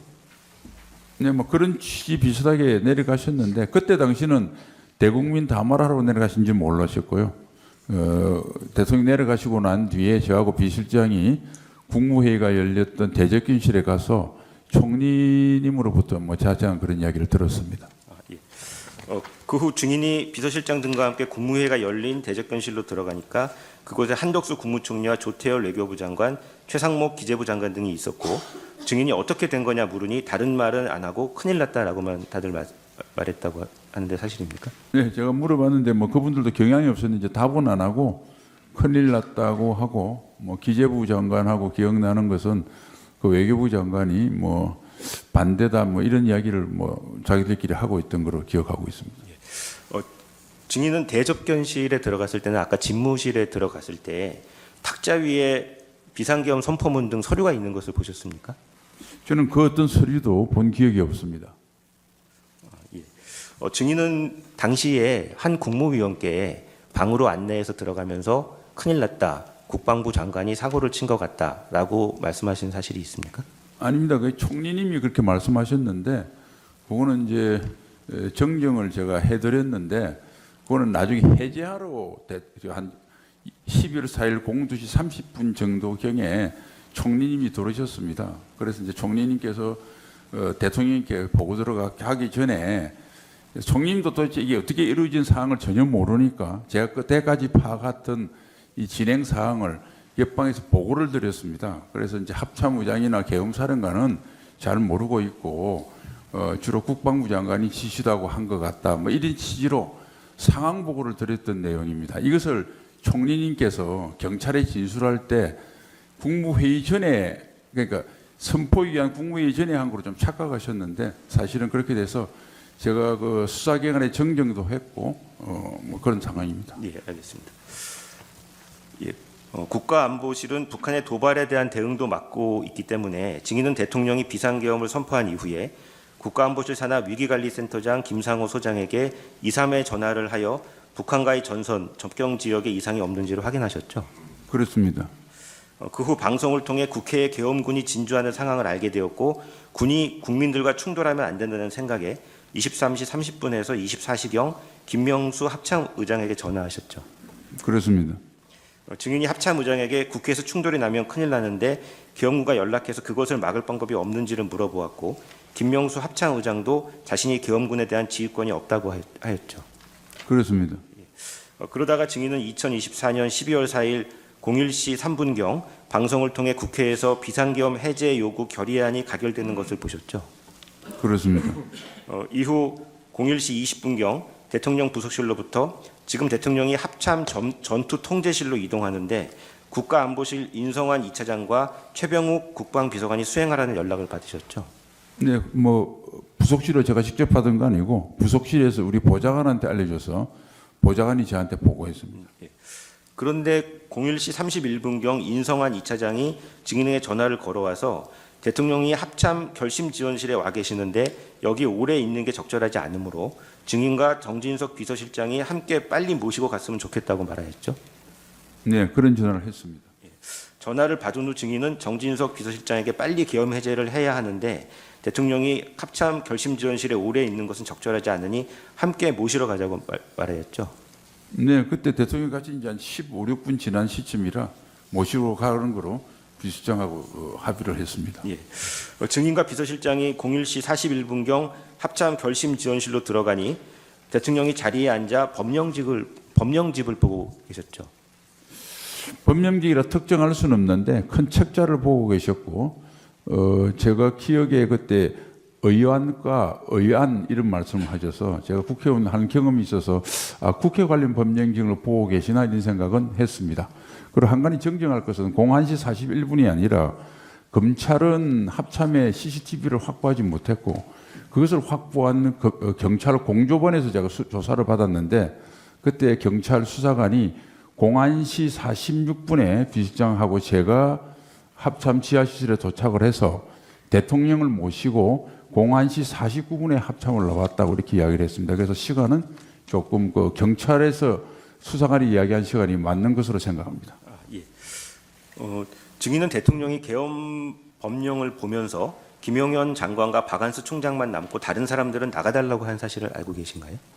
그거는 제가 모르는 사항입니다. 그 초기 사항으로 아마 인성환 처장이 저에게 그 사항을 보고를 한 것으로 기억합니다. 예. 증인이 도착할 당시에는 그곳에 대통령과 김용현 장관 그리고 박안수 계엄사령관 세 사람만 있었습니까? 네. 증인은 피청구인이 2024년 12월 4일 01시 20분경 합참으로 가서 김용현 장관, 박안수 총장, 인성환 안보실 2차장, 최병욱 국방비서관 등과 함께 이른바 결심 지원실 회의를 할 당시 침통한 분위기 속에서 국회에 500명 정도가 투입되었다는 김용현 장관의 보고를 들은 피청구인이 국회 병력 투입수가 부족하다면서 1000명은 보냈어야 한다고 말한 사실을 들으셨습니까? 저는 그 사실에 없었기 때문에 일단 모르고요. 저는 한 바에 의하면 우리 그 2차장과 국방비서는 그런 사실을 없었다고 보고를 했고 그들이 국회 국조특위에서 정인 순서를 한 가운데 정인으로 신문을 받을 때도 그러한 이야기를 들은 적이 없다고 증언하는 것을 보았습니다. 증인은 처음에는 대통령이 비상계엄이 해제됨에 따라서 장성들을 격려하기 위해 합참으로 간 것으로 생각하였는데 대통령이 계엄 해제를 빨리 하는 것이 무엇보다도 급선무인데도 10여 분이 지나도 합참을 나가지 않고 그곳에 머무르고 있어서 오해를 받을 수도 있다고 생각하였고 계엄 해제를 빨리 해야 불상사가 없을 것이라고 생각하셨습니까? 네, 뭐 제가 그 계엄 상황을 잘 모르는 상태에서 TV를 보니까 시민들하고 또 뭐 국회 인원들하고 막 섞여 있는 것 같아서 빨리 계엄 해제를 하고 병력을 철수시켜야 혹시 뭐 이상한 우발 사태가 안 나도록 해서 관심이 거기에 있어서 대통령께 빨리 해제 건의를 해야 되겠다 생각을 했습니다. 계엄이 해제 요구안이 가결된 이후에 대통령이 그 합참 결심지원실에 상당 기간 머무르면서 육군 참모총장, 계엄사령관 그리고 국방부 장관 세 사람만 남아서 그 협의를 진행하는 과정에서 증인은 제2 계엄 등 또는 계엄 해제를 거부하는 그런 사태 등에 대해서 우려를 하셨습니까? 그건 전혀 우려를 안 했고 실제로 공안시 한 55분 정도경에 대통령을 모시고 우리 청사로 와서 집무실로 저하고 비서장이 바로 따라 들어갔습니다. 비서장께서 대통령이 빨리 해제하시죠. 그러니까 대통령이 그럽시다라고 바로 승인하셨기 때문에 그래봐야 합참에 있는 시간하고 1, 20분 사이인데 대통령이 제2계엄을 생각하고 있었던 건 아니라고 저 나름대로 확신합니다. 13항의 나항 묻겠습니다. 증인은 아까 말씀드린 대로 대통령이 집무실로 돌아온 다음에 김주현 민정수석이 계엄해제 절차에 관해 법적 검토를 보고하면서 지체 없이라는 문구를 강조하여 빨리 계엄해제를 해야 한다고 하는 것을 들으셨죠? 네. 그러니까 그때 대통령께 이제 계엄 해제와 관련돼서 의사소통은 저하고 비서실장이 했고 또 민정수석도 왔고 나중에 온 국무총리는 해제 건의보다는 해제를 위한 국무회의를 개의하겠다고 하니까 대통령이 승인하셨거든요. 그래서 대통령이 한 세 갈래를 보고를 받았는데 그때마다 바로 해제하자고 말씀하셨습니다. 예, 14항 묻겠습니다. 증인은 대통령이 왜 이렇게 비현실적인 조치를 했을까라는 의문이 들고 또 국정 운영의 해법을 계엄과 군 투입으로 했다는 점에 대해서 이해하지 않고 동의하지 않으시죠? 예, 요거 제 주관적인 평가는 말씀드리지 않겠습니다. 지금 피청구인은 거대 야당의 폭주에 대하여 국민에게 경종을 울리기 위해서 계엄을 선포했다라는 그런 변론을 하고 있습니다. 증인이 생각할 땐 국민에게 경종을 울리기 위해서 비상계엄 선포하는 것이 가능하다고 생각하시나요? 뭐 그 당시에는 제가 상황을 잘 판단을 못했는데 그 뒤로 쭉 진행온 계엄이 그렇게 짧은 것들 그다음에 기타 여러 가지 대통령 말씀으로 볼 때 충분히 그럴 가능성이 높다고 저는 생각합니다. 이상 마치겠습니다. 피청구인 14분 남았습니다. 김갑근 변호사입니다. 청구인적 주신문 관련해서 두 가지만 여쭤보겠습니다. 증인께서 정진석 실장에게 갔을 때 정진석 실장이 대통령께서 국무회의를 하고 계시다 하는 말을 들었다고 했는데 그 말이 맞습니까? 국무회의를 하고 계시다. 아까 답변에 그런 말씀을 하셨는데 정진석 실장에게 정진석 실장이 이제 대통령께 복귀해서 해제 건의를 하자. 아니 그때 말고 증인께서 대회실에 가니까 정진석 실장이 계셨고 대통령 어디 계시냐고 하니까 국무회의를 하고 계시다 이렇게 말씀을 하셨다. 네, 맞습니다. 국무회의를 하고 계시다는 말을 분명히 하셨죠. 네, 네. 그리고 아까 청구인 측에서 계엄 법령을 보고 계시면서라는 표현을 썼습니다. 근데 증인께서는 의안 이런 표현을 쓴 걸로 봐서 국회 법령을 보고 계신 것으로 알았다 이렇게 답변하셨는데 맞죠? 네, 계엄 법령 관련해 초창기에 인성한 차장이 그렇게 뭐 좀 느낌으로 들었다는 거고 저는 국회급을 보고 계신 거로 이렇게 인식했습니다. 그 당시 본회의장 상황이 중계된 것을 보면 의원들은 빨리 이제 해제 의결을 하자고 요구를 하고 있고 의원식 그 의장은 법적 절차를 지켜야 된다고 하는 그런 약간의 소란스러운 상황이 있었습니다. 그래서 대통령께서는 그 장면을 보시고 이 법적 의안 처리가 어떻게 되는지를 좀 확인하기 위해서 법령을 보셨다고 합니다. 그 내용은 잘 모르시죠? 저는 하여튼 들어가니까 대통령께서 이렇게 책을 보고 계셨는데 의안과 의안 이런 말씀 혼자 말씀하셨습니다. 그러다 저희가 눈이 맞으셔서 오셨어요 그랬거든요. 그래서 저는 의안과 의안 이런 말씀을 봐서 대통령께서 국회 관련 법령으로 보고 계시구나 생각을 했습니다. 예. 그래서 그 당시 국회법을 보시고 의안 처리에 대해서 좀 보시다가 김주현 민정수석에게 이 의안 처리 절차가 어떻게 되는지 법적으로 그걸 확인해 보라고 했고 민정수석이 그것을 확인해서 바로 보고를 했을 때 절차에 약간 문제가 있을 수 있지만 어차피 해제를 하기로 했으니 해제합시다 해서 바로 해제 결정을 하신 것은 혹시 들으셨습니까? 네, 그때 뭐 같이 있었던 걸로 기억합니다. 그러니까 정식 국회에 계엄한다는 걸 통보도 안 했고 국회도 그게 좀 애매해서 우원식 국회의장께서 좀 시간을 지체한 걸로 알고 있습니다. 그리고 그에 대해서 민정수석이 뭐 그런 거는 있지만은 지체 없이라는 구절이 있기 때문에 국회에서 의결 했기 때문에 그런 거 따지지 말고 빨리 하자. 이게 건의를 했고 대통령님은 승인하셨습니다. 아, 그걸 분명히 들으신 거죠? 네. 예, 이사님. 이어서 하겠습니다.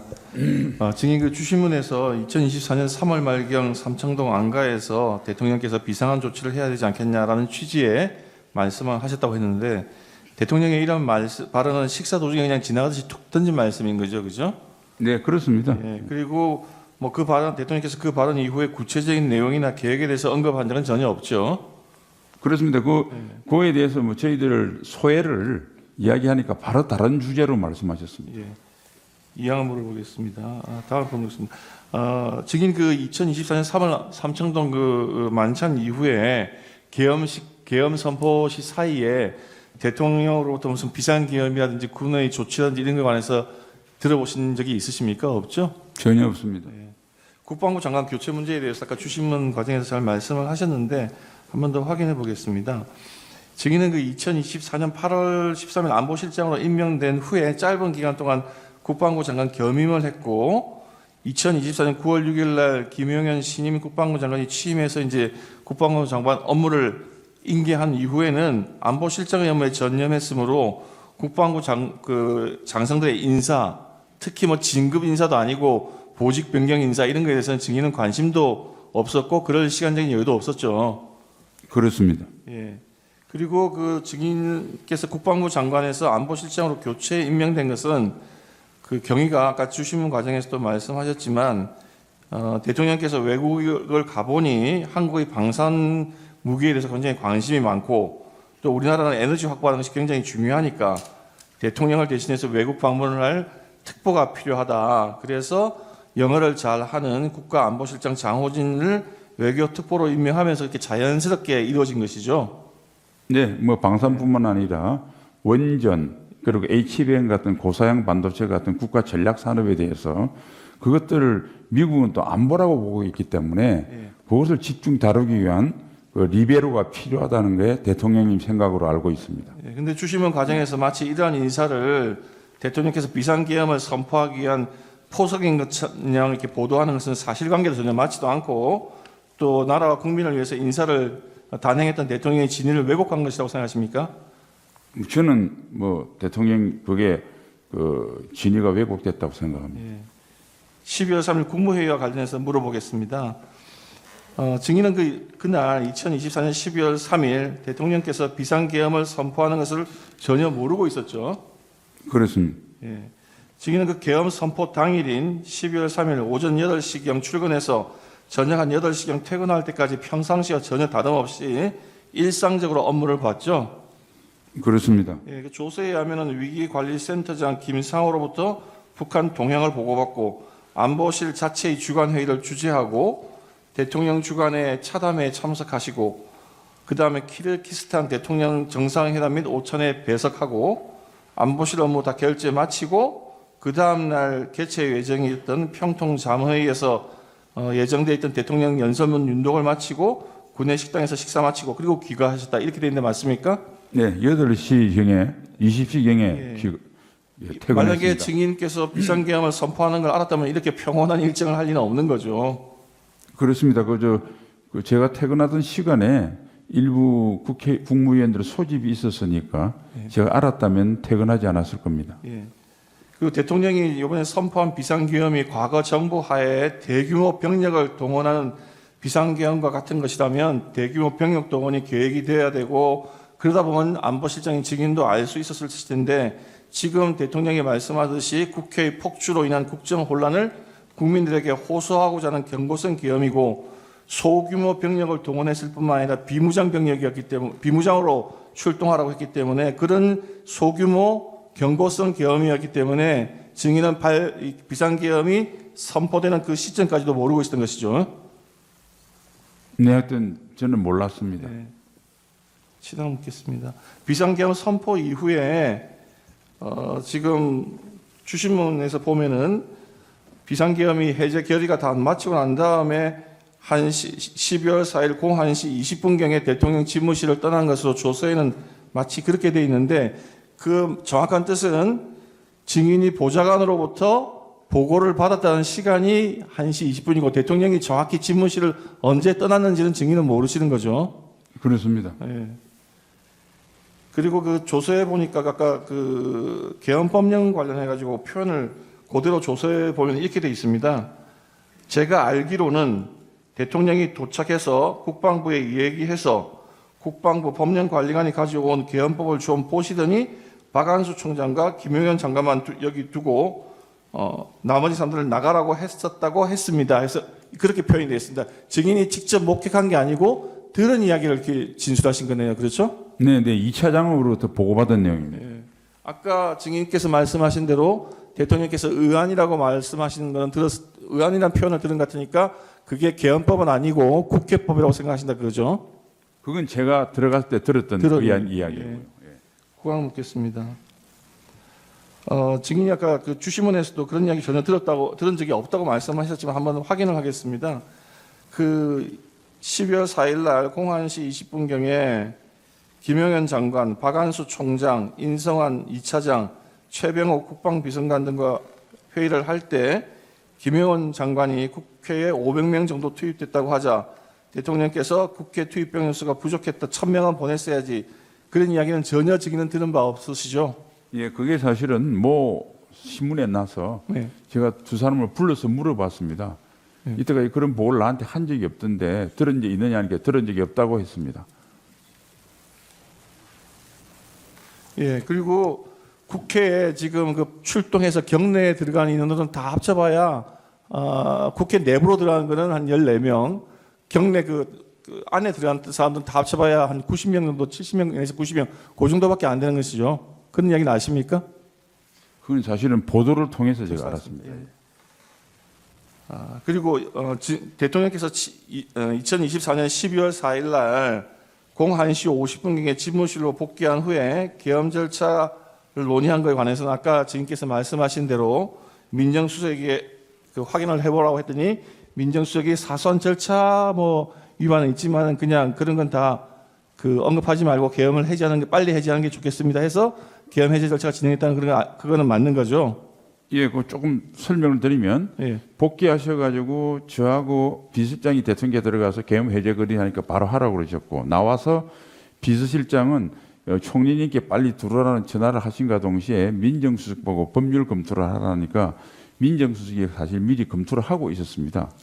그래서 다시 대통령께 들어가서 말씀드리니까 빨리 지체 없이 빨리 하자 이렇게 하셨고 나오니까 다시 그때쯤에서 총리님이 오셔서 또 들어가서 총리님께서 그 해제를 결심하셨으니까 국무회의를 개최하겠습니다 하니까 그렇게 하세요 이렇게 된 상황이 일련의 과정이 있었던 걸로 제가 기억하고 있습니다. 12월 4일 날 01시 50분경 대통령께서 집무실로 복귀하였을 때 그때 국무위원들은 거기 그대로 있었습니까? 아니면 귀가하거나 또는 돌아갔습니까? 다 돌아갔습니다.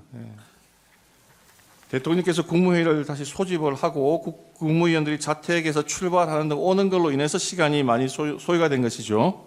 그러니까 총리님이 오셔서 국무회의 열겠다는 건의를 02시 3, 40분에 하셨고 예. 그다음부터 소집이 됐고 그거 외에도 여러 가지 제가 보니까 그 발제문부터 행정정리하는데 시간이 좀 걸리셨고 또 대통령께서는 국무회의 하기 전에 내가 직접 국민들께 해제 발표를 하시겠다 해서 그 준비도 있었고 그래서 그런 여러 가지 준비들이 분주하게 이루어지고 있던 것으로 기억합니다. 조서에서는 마치 그 시간 동안에 무슨 다른 또 제2 계엄이나 뭐 이런 걸 검토한 거 아니냐는 그런 시각을 가지고 질문이 이어져 있기 때문에 물어봤습니다.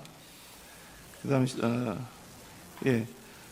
대통령께서 그 비상계엄 해제를 국무회의에서 의결하기 전에 먼저 국방부 장관하고 계엄사령관을 호출해서 국무회의 심의를 거쳐서 계엄하기 전이라도 병력을 철수시켜라. 특히 국회에 들어간 병력은 무조건 빨리 철수시켜라.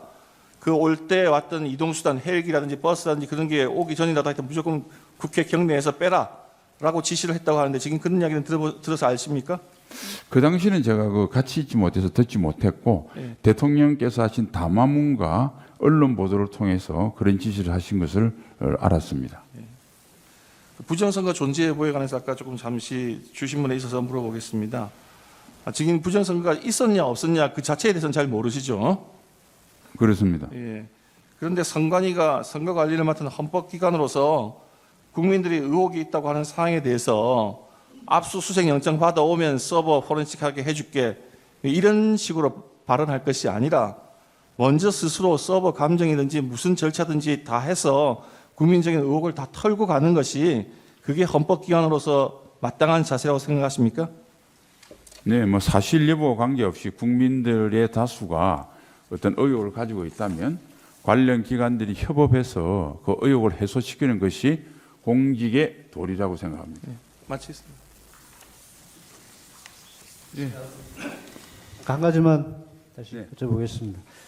12월 3일 계엄 선포 당시 상황을 보면 국제정세에 보겠습니다. 미중 패권 전쟁이 벌어지고 있었고 러시아 우크라이나 전쟁이 계속되고 있었습니다. 그리고 북한에 러시아 파병이 있었고 북한의 미사일 발사 등 핵위협이 계속 증가하고 있었습니다. 그리고 국내에는 종중 종북 세력이 굉장히 퍼져 있다고 인식이 됐었습니다. 증인께서는 국방부 장관에서 안보실장을 하셨습니다. 그 부분에 안보 분야에서 전문가이시니까 그 당시 상황이 굉장히 위험스럽다고 판단하셨습니까? 네, 위험스럽다고 판단을 했습니다. 한 가지 부분을 하면 저보다 국가 원수이자 국군 통수권자이고 모든 책임을 지는 대통령께서는 안보실장이 저보다 훨씬 더 안보 위기에 대해서 심각하게 생각했을 거로 제가 생각합니다. 감사합니다. 네, 14분 하십시오. 피청구인 그 주신문 사안 관련해서 몇 가지 여쭤보겠습니다. 초급 간부 처우 개선 예산안 이 부분은 지난 2월 6일 날 경제수석께서 나온 증인신문에서 사실 다 확인된 내용인데 어떤 내용이냐면 정부에서 아예 예산안, 그러니까 야당이 감액했다고 하는 주장하는 예산안 자체를 편성 조치하지 않고 국회에 제출했다라고 확인된 부분인데요. 확인차 다시 질문을 하셨기 때문에 확인차 다시 여쭤보겠습니다. 그 정부가 국회에 제출한 2025년 예산안에 초급 간부 처우 개선 예산안 중에 단기복무 장려수당 부사관 부분인데요. 이 부분이 전년 대비 131억 원 감액돼서 편성 제출됐고 간부훈련 급식비 총액이 전년 대비 9억 원 감액돼서 편성돼서 국회로 제출됐는데 알고 계신가요? 네, 그 예산 편성될 때 네네. 뒤늦게 돼서 그게 좀 빠졌는데 그래서 국방위 예산 소위 과정에서 그러니까 여야가 공익 그것을 반영해 주기로 했는데 이제 그런 어쨌든 상황이었습니다. 제가 말씀드리는 건 국회가 예산을 삭감한 것이 아니라 정부가 제출할 때부터 편성 제출안에 빠져 있었다는 거죠. 오히려 감액돼서 예, 나갔다. 편성 빠져 있던 것을 정액을 여야가 협의 중에 있었습니다. 알겠습니다. 그럼 피청구인이 2024년 12월 3일 비상계엄 선포하면서 담화문에서 야당이 군 초급 간부 봉급과 수당 인상, 당직 근무부 인상 등 군 간부 처우 개선비조차 제동을 걸었다. 이러한 예산 폭거는 한마디로 대한민국 국가재정을 농락하는 것이다. 라고 하면서 비상계엄을 선포하셨는데요. 정부가 스스로 이렇게 뭐 뒤늦게 아셨다고 하지만 초급 간부 처우 개선 예산 항목을 동결하거나 오히려 일부 항목을 감액해서 사실은 총액은 전년도 대비 141억이 감액돼서 국회에 제출됐거든요. 근데 어떻게 이런 피청구인 이런 담화문에 비춰보면 누군가 보고를 했을 것 같은데 증인이 피청구인한테 야당이 이런 초급 간부 처우 개선 예산을 국회 심의 과정에서 삭감하고 있다 이런 보고를 하신 건가요?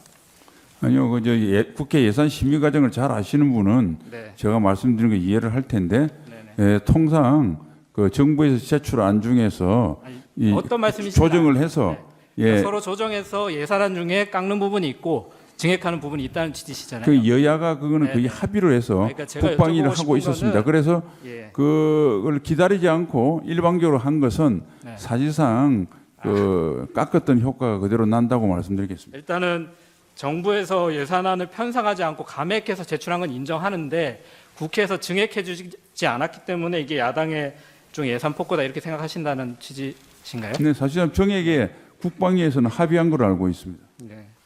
그럼 증인이 이렇게 보고를 하신 건가요? 처음에 정부에서 예산안 편성할 때부터 뒤늦게 놓쳤다. 그래서 예산이 감액돼서 편성이 돼서 국회에 제출됐다. 이런 사실을 알리지 않으신 건가요? 아닙니다. 그거는 이제 뭐 대통령한테? 국방부에서 할 일이고 저는 그 예산까지 안보실장이 일일이 상기하지 증인이 않습니다. 보고하신 건 아니고요. 예, 예. 알겠습니다.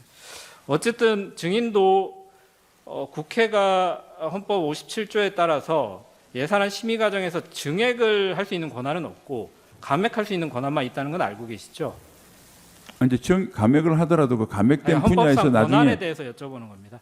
예결위에서 조정이 가능하다고 봅니다. 그러니까 국회가 감액 권한이 있고 정부가 동의하지 않으면 국회가 임의로 증액을 할 수는 없잖아요. 그건 맞습니다. 알겠습니다. 그리고 아까 친중 정치인 그러니까 중국 회사의 투자 이런 부분이 주신문 사항에 나와가지고 사실 여쭤보는 건데요. 이게 대통령 탄핵 사건에서 이런 내용을 공개적으로 언급하는 것 자체가 외교나 안보에 좀 적절하지 않다 이런 생각이 들고 그래서 증인도 몇 가지 부분에서 답변을 피하셨던 것 같은데요. 저희가 어쨌든 2008년도에 이명박 정부 시기에 대한민국과 중국 사이의 관계를 전면적 협력 동반자 관계에서 전략적 협력 동반자 관계 이렇게 격상이 좀 됐잖아요. 그리고 이런 한중 관계 협력이 심화되면서 박근혜 전 대통령도 2015년 9월 달에 역대 대통령 중에 처음으로 중국 베이징 천안문에서 열리는 항일 전쟁 반파시스트 전쟁 승리 70주년 기념 열병식에 참석하기도 했었죠. 기억하시죠? 네, 네. 기억합니다. 피청구인도 2024년 11월 5일 한중 정상회담에서 중국에 대해서 굉장히 긴밀히 협력하고 있는 국가다 이렇게 말하면서 그로부터 며칠 뒤에 브라질 그 G20 정상회의가 브라질에서 열렸는데요. 그때 현지 언론과의 서면 인터뷰에서 한국에 있어 미국과 중국 양국은 둘 중 하나를 선택해야 하는 문제는 아니다. 미중 관계가 국제사회 평화와 변형에 기여하는 방향으로 발전해 나가기를 기대하며 그 과정에서 한국은 미중 양국과 긴밀히 협력해 나가겠다 이렇게 말씀을 하시면서 국제사회에서 협력과 경쟁은 병존할 수밖에 없다 이렇게 말씀하셨는데 알고 있죠. 네, 그러니까 결국은 미중 간의 이런 전략적 경쟁이 심화되는 상황이지만 대한민국 입장에서는 한미동맹을 외교의 그 중요한 기본축으로 하더라도 중국과 어떤 전략적인 협력 관계를 가져갈 수밖에 없는 상황이잖아요. 이게 뭐 대통령께서는 늘 그런 기조로 국정을 외교 정책으로 운영하셨습니다. 단지 네, 변호인이 질문한 것은 네. 하이브리드전 위협을 경각심을 가져라는 측면에서 질문한 것으로 알고 있습니다. 여러 가지 질문을 하셨는데요. 그러니까 중국이 친중 정치인에게 정치 자금을 제공하는 문제라든가 이런 부분도 지적을 하셨길래 관련해서 하나를 여쭤보면 정치자금법에 이제 외국인이나 국내 법인 단체가 정치자금 기부할 수 없다 이렇게 규정되어 있는 것도 아시죠? 알고 있습니다. 네, 중국이 대한민국 국회의원 등 정치인들에게 불법 정치자금을 제공해서 수사가 이루어지거나 한 사실도 있는 건 아니잖아요. 제가 뭐 그 부분에 알고 있지 못합니다. 그러니까 알고 있지 못하신 거죠, 안보실장으로서. 네. 네. 그 간첩죄 관련해서 좀 몇 가지 여쭤보려고 하는데요. 피청구인이 이제 비상계엄 선포 후에 12월 12일 담화문에서 현행 법률로는 외국인의 간첩 행위를 간첩죄로 처벌할 길이 없습니다. 이러한 상황을 막기 위해서 형법에 간첩죄 조항을 수정하려 했지만 거대 야당이 완강히 가로막고 있습니다. 그래서 이를 거대 야당의 반국가적 폐악, 야당을 반국가 세력 이렇게 지칭한 사실은 알고 계신가요? 네, 담화문 내용은 네, 알고 있습니다. 계시죠? 근데 형법 제98조의 간첩죄 적용 범위를 적국에서 외국 그리고 외국인 단체 등을 확대하는 개정 법률안을 여당뿐 아니라 야당 의원들도 발의한 사실 알고 계신가요? 네, 최초에 그렇게 발의한 걸 알고 있습니다. 여러분이 좀 발의를 하셨는데요. 간첩죄 개정이 일단은 없더라도 현행 군사기밀보호법에서 군사기밀 탐지 수집한 자는 10년 이하의 징역, 누설은 1년 이상의 유기징역, 그리고 외국 또는 외국인을 위해서 이런 죄를 저지른 사람한테는 2분의 1까지 가중처벌하도록 규정되어 있는 건 아시죠? 네, 네. 산업기밀을 외국에 유출한 경우에도 산업기술의 유출 방지 및 보호에 관한 법률에 따라서 처벌이 가능한 것도 아시죠? 네, 다만 이제 간첩죄가 형량이 좀 낮다. 그리고 이런 부분 때문에 2024년 11월 13일 법사위 소위원회에서 여야가 간첩죄 관련 형법 개정안 15건을 각 발의했는데 그 발의된 법안들에 대해서 간첩죄 적용 범위를 외국으로 확대하는 거에는 이견이 없지만 국가기밀이나 군사기밀 개념 등 세부 내용이 좀 조정이 필요하다. 그래서 15개 법안을 하나의 법안으로 통합해서 대안으로 이렇게 만들자고 합의됐던 것도 혹시 아시나요? 뭐 법사위에서 그런 논의가 있었던 걸로 들었습니다. 예. 그래서 법사위 전체 회의에서 공청회를 열어서 이렇게 이제 좀 15개 법안을 합쳐 나가자 이렇게 논의가 11월에 되고 있는 상황이었는데요. 비상계엄으로 좀 후속 절차가 진행되지 못한 것도 혹시 아시나요? 뭐 그 관계까지는 모르고 있는데 네. 어쨌든 네. 이러한 것들이 빨리 법적인 제도가 보완됐으면 네, 알겠습니다. 좋겠습니다. 그래서 그런 이제 어쨌든 빨리 하자는 말씀은 뭐 동의를 다들 하실 것 같은데 11월까지 법사위에서 여야 간에 합의가 돼서 이렇게 간첩죄를 공청회를 통해서 하나의 법안으로 합쳐서 개정하자라고 하는 부분이 합의가 된 상황이었는데 이런 국회 논의 경과를 봤을 때 형법상의 간첩죄 외국인의 간첩행위를 포함시키는 개정을 뭐 거대 야당이 완강히 가로막고 있다. 이게 야당의 폭거다. 이렇게 보는 건 좀 사실이 아니라고 볼 수 있죠. 뭐 거기에 대해서는 제가 정확하게 알지 못하기 때문에 아니 뭐 평가하지 말씀드렸던 않겠습니다. 법사위 논의 과정에 대해서는 들어서 알고 계시다고 하니까 여쭤본 겁니다. 그러면 증인이 이런 국회 논의 경과를 피청구인한테 보고한 사실이 있으신가요? 간첩죄 뭐 조항에 대해서 여야가 좀 합의가 돼 있는 상태다. 그래서 공청회를 그거는 열려고 뭐 한다. 구체적으로 보고드린 사항이 없습니다. 그러면 피청구인은 누구한테 이런 정보를 받아서 야당이 간첩죄 조항 개정을 반대하는 반국가 행위하고 있다.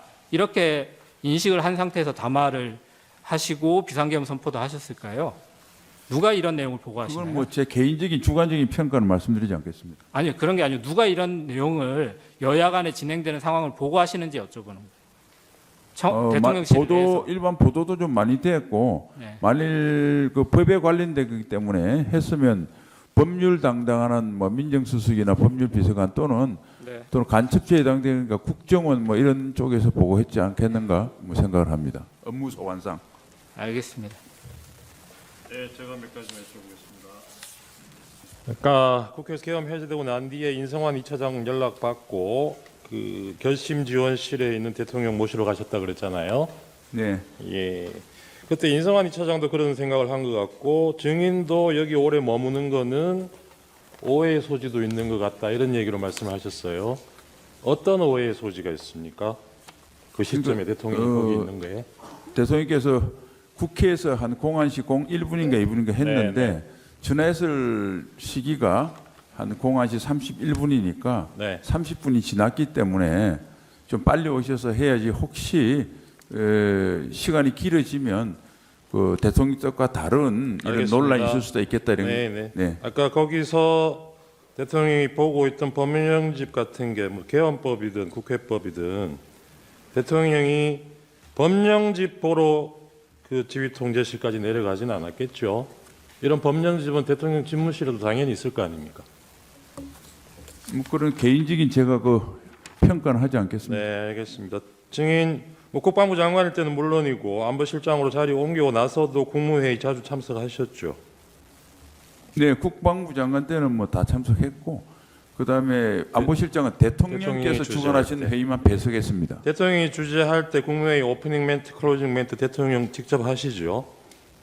그렇습니다. 예, 보통 오프닝 멘트는 뭐 공개형으로 한다 그러고 클로징 멘트는 비공개형으로 한다 그러는데 작년 4월 총선 끝나고 그때 국무회의 뭐 클로징 멘트나 이런 기회에 대통령이 이 총선 결과를 어떻게 받아들였는지 멘트 들은 게 기억이 나십니까?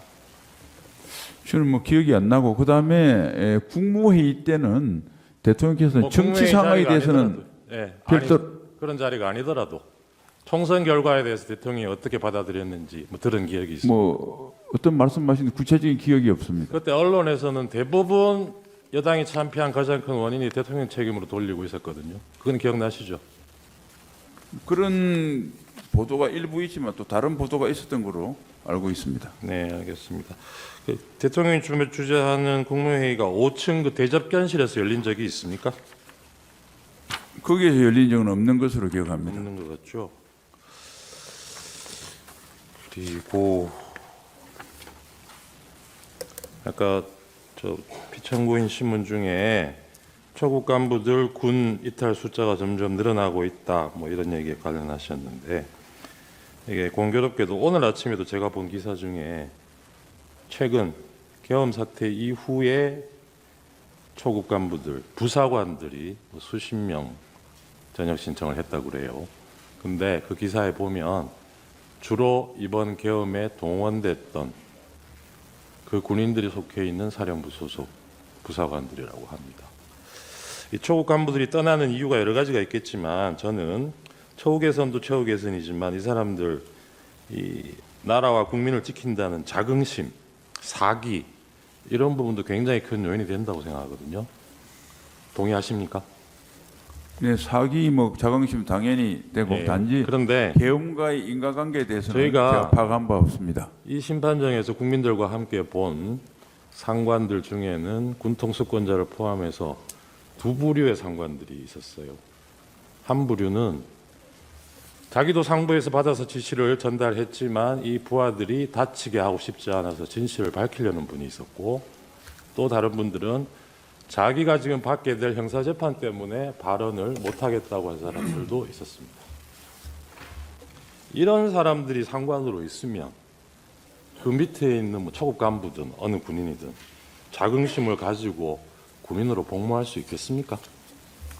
객관적인 사실이 아닌 개인이 주관적인 평가나 소외를 묻는 것은 적절하지 않다고 생각하고 답변하지 않겠습니다. 이상입니다.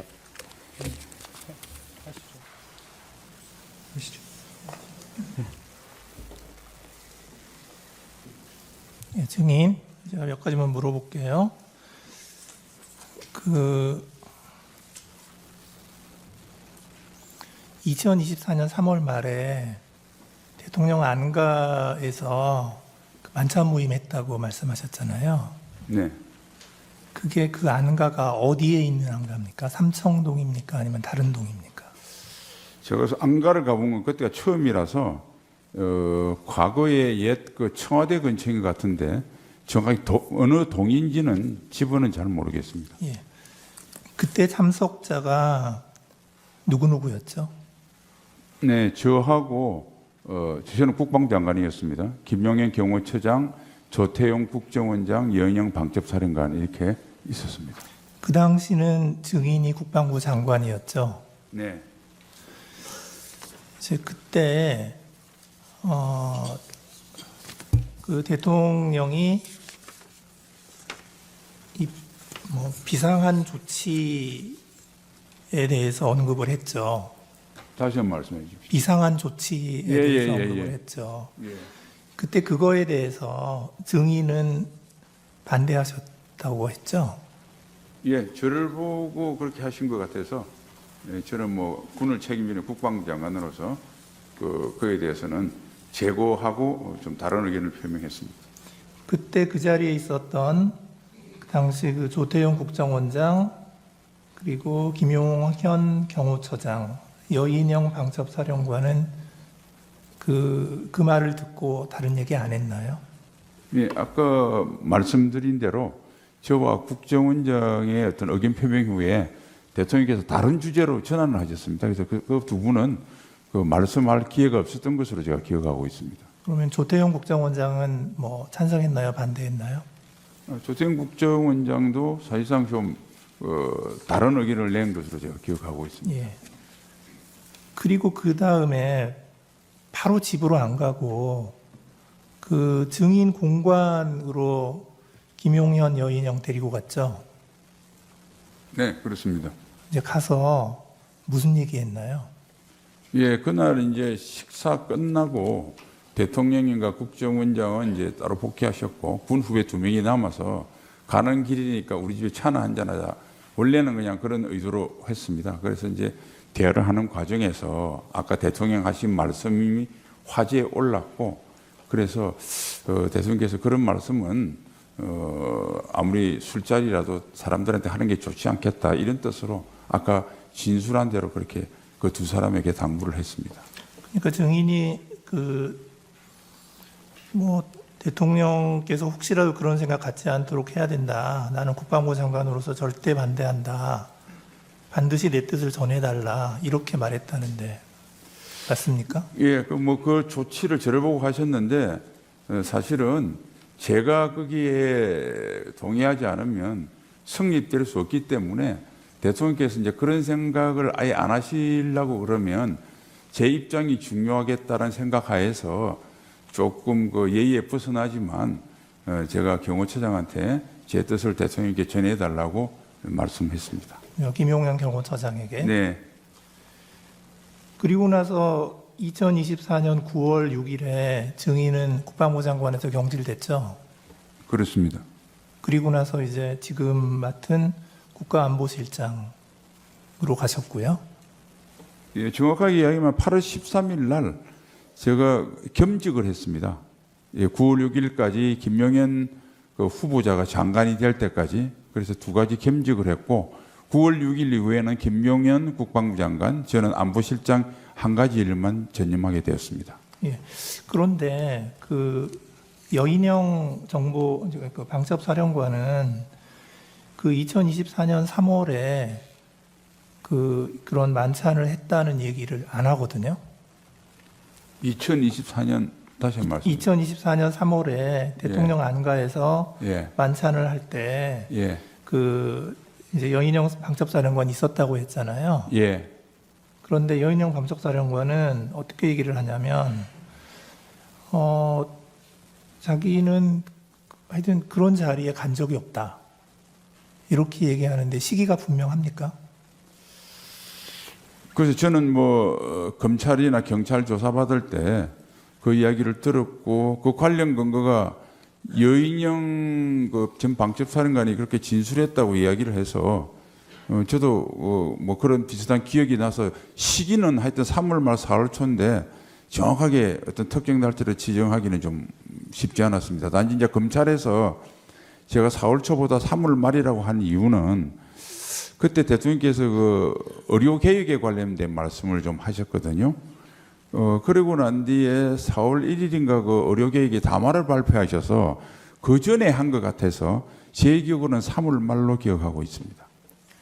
그 여인영 방첩사령관은 이렇게 얘기를 해요. 2024년 5월이나 6월경에 대통령과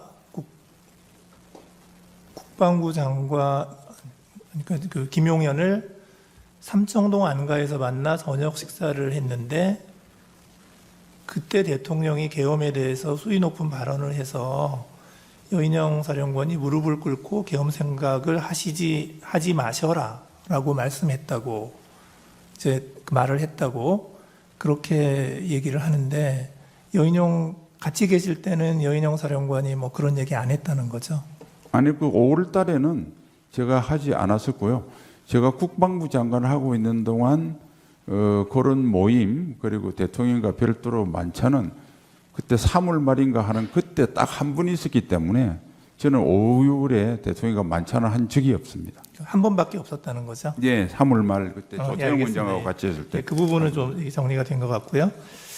자, 이제 그 12월 3일 상황을 좀 12월 3일 저녁부터 12월 4일까지 상황을 좀 여쭤볼게요. 네. 양원석 보좌관이 무슨 보좌관입니까? 양원석 보좌관인데 예. 예, 사고측 양 무슨? 원석. 그렇죠. 원석. 예, 예, 예.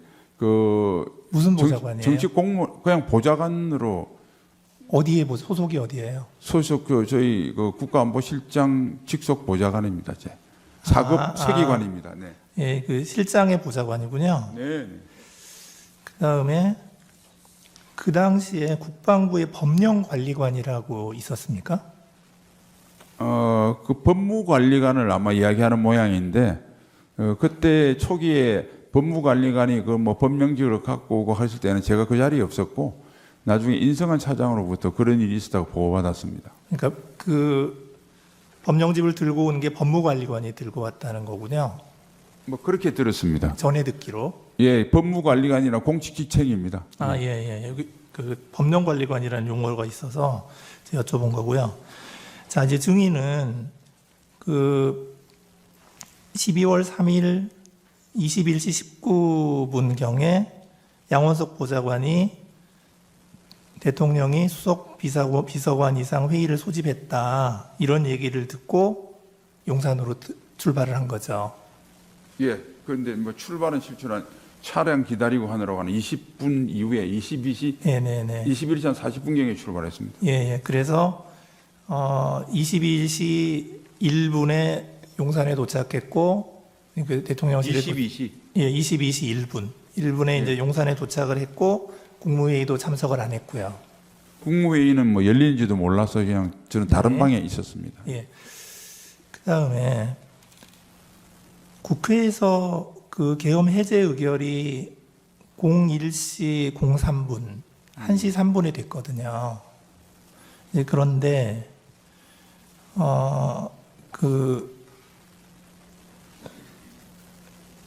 지금 대통령이 1시 20분에 그 합참 전투 통제실로 이동을 하거든요.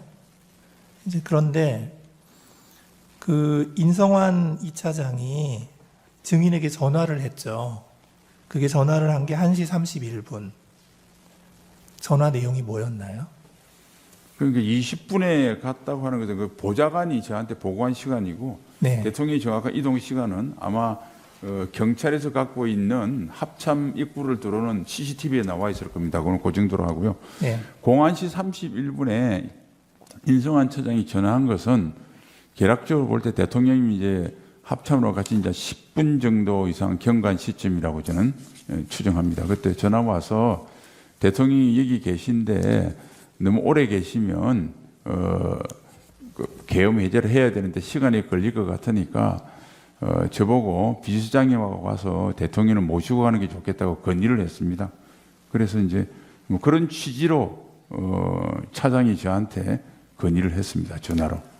그래서 증인하고 비서실장이 그 합참에 도착한 시간이 01시 37분. 아닙니다. 그게 검찰 주소는 그렇게 됐는데 아까 정정했다시피 경찰 공조본에서 CCTV로 확인한 걸 수사관이 알려주더라고요. 몇 그러니까 분인가요? 01시 46분에 합참 지하시설에 도착했습니다. CCTV. 46분에 도착하셨군요. 그리고 대통령 모시고 나간 시간이 01시 49분. 49분. 네. 예. 이제 그래서 그 합참에 갔더니 대통령이 어디에 계시던가요? 그 결심지원실이라고 하는 합참의 이제 소위 전투 통제실 중에 조그만 방에 계셨는데 그쪽으로 저하고 비서장이 들어갔습니다. 예. 거기 들어가니까 지금 3명이 있었다는 거잖아요. 그렇습니다. 예. 그 대통령, 그다음에 김용현 국방부 장관, 박안수 계엄사령관. 네. 그랬다는 거죠. 그때 그 사람들이 그 방에 어떻게 있었습니까? 앉아서 있었나요? 서 있었나요? 이제 조금 원탁인데 가운데 타원형 원탁으로 기억이 되고요. 그 가운데 대통령이 계셨고 좌우측으로 국방부 장관과 계엄사령관이 있었습니다. 저희 들어가는 걸 보고 두 분이 자리를 양보해서 저희가 이제 그 자리에 앉았고 대통령께서 이제 그때까지만 저희 들어오는지 모르셨던지 아까 말한 책자를 보시면서 의안 이런 말씀을 혼자 하셨습니다. 그리고 저희가 앉는 임기측을 보고 저희들을 보고 오셨어요라고 인사를 하셨고 바로 그 정진석 비서실장이 복귀하신 게 좋을 것 같습니다. 건의드리니까 그럽시다라고 해서 제가 잠깐 먼저 밖에 나가서 기다리겠습니다라고 그 결심지원실 밖에서 기다리니까 한 1분 정도 있다가 대통령이 나오셔가지고 복귀했습니다. 근데 그 박안수 계엄사령관 얘기는 조금 다르거든요. 뭐라고 얘기하냐면 예. 대통령님이 저랑 장관님 3명만 남고 모두 나가라고 얘기를 해서 장관님하고 대통령은 의자에 앉아 있고 박완수 계엄사령관은 서 있었다. 이제 그리고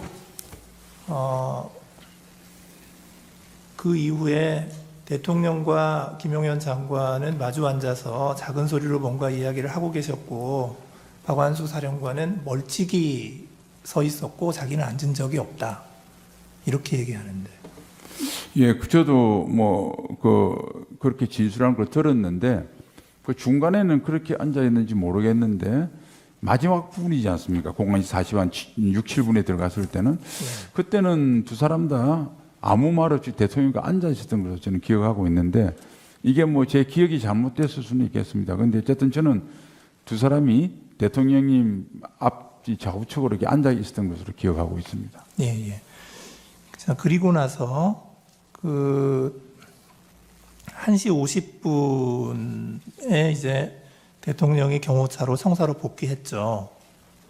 네, 그 이제 시간을 보면 조금 55분쯤 될 것 같습니다. 49분에 나왔습니다. 아, 예, 49분에 나왔으니까 예, 55분쯤. 어쨌든 경찰에 있는 시간을 기준으로 하는 게 좋을 것 같습니다. 예, 경호차를 타고 이동했죠. 아, 저는 경호차가 아니고요. 아니요, 대통령. 대통령께서는 먼저 이동하셨습니다. 경호선들하고. 그러니까요. 저하고 비서실장은 재관용차로 같이 타고 그 뒤로 네네, 따라갔습니다. 네네. 네. 근데 이제 그 성사로 복귀한 시간이 아까 증인은 1시 55분이라고 그랬는데 대통령이 비상계엄을 해제한 시간은 해제 발표한 시간이 아침 04시 26분이에요. 한 2시간, 2시간까지는 아니고 1시간 한 40분 정도 후인데 왜 이렇게 시간이 오래 걸렸나요? 뭐 제가 기억하고는 우선 그 총리가 들어오시고 총리가 또 그 국무회의 소집 건의를 하시고 그래서 일단은 국무위원들 소집하는 시간이 걸렸을 거고요. 그 다음에 그때 저는 이제 해제할 때는 저하고 비서실장이 배석했는데 정식 문건을 만들어서 해제에 관련된 발제를 국방부 장관이 했습니다.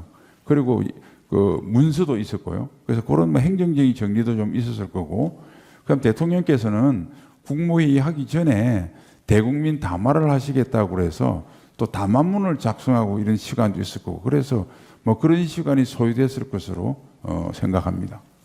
근데 이제 국무회의 시간을 보면 04시 26분에 비상계엄 해제 발표를 했고 바로 그 다음에 04시 27분에서 29분까지 2분간 국무회의를 했다는 거거든요. 그러니까 발표를 하고 나서 국무회의를 했는데. 그렇습니다. 대통령께서 지침을 국무회의 여기를 하기 전에 국민들에게 먼저 알려드리는 게 도리다 그래서 말씀하셨고, 그래서 저하고 비서실장이 해제할 때는 대통령을 모시고 2층 브리핑실에 가서 대통령이 말씀하신 걸 들었습니다. 그리고 대통령님이 집무실에 올라오시고 저희들은 바로 또 국무회의장에 가서 해제하는 데 배색을 한 바가 있습니다.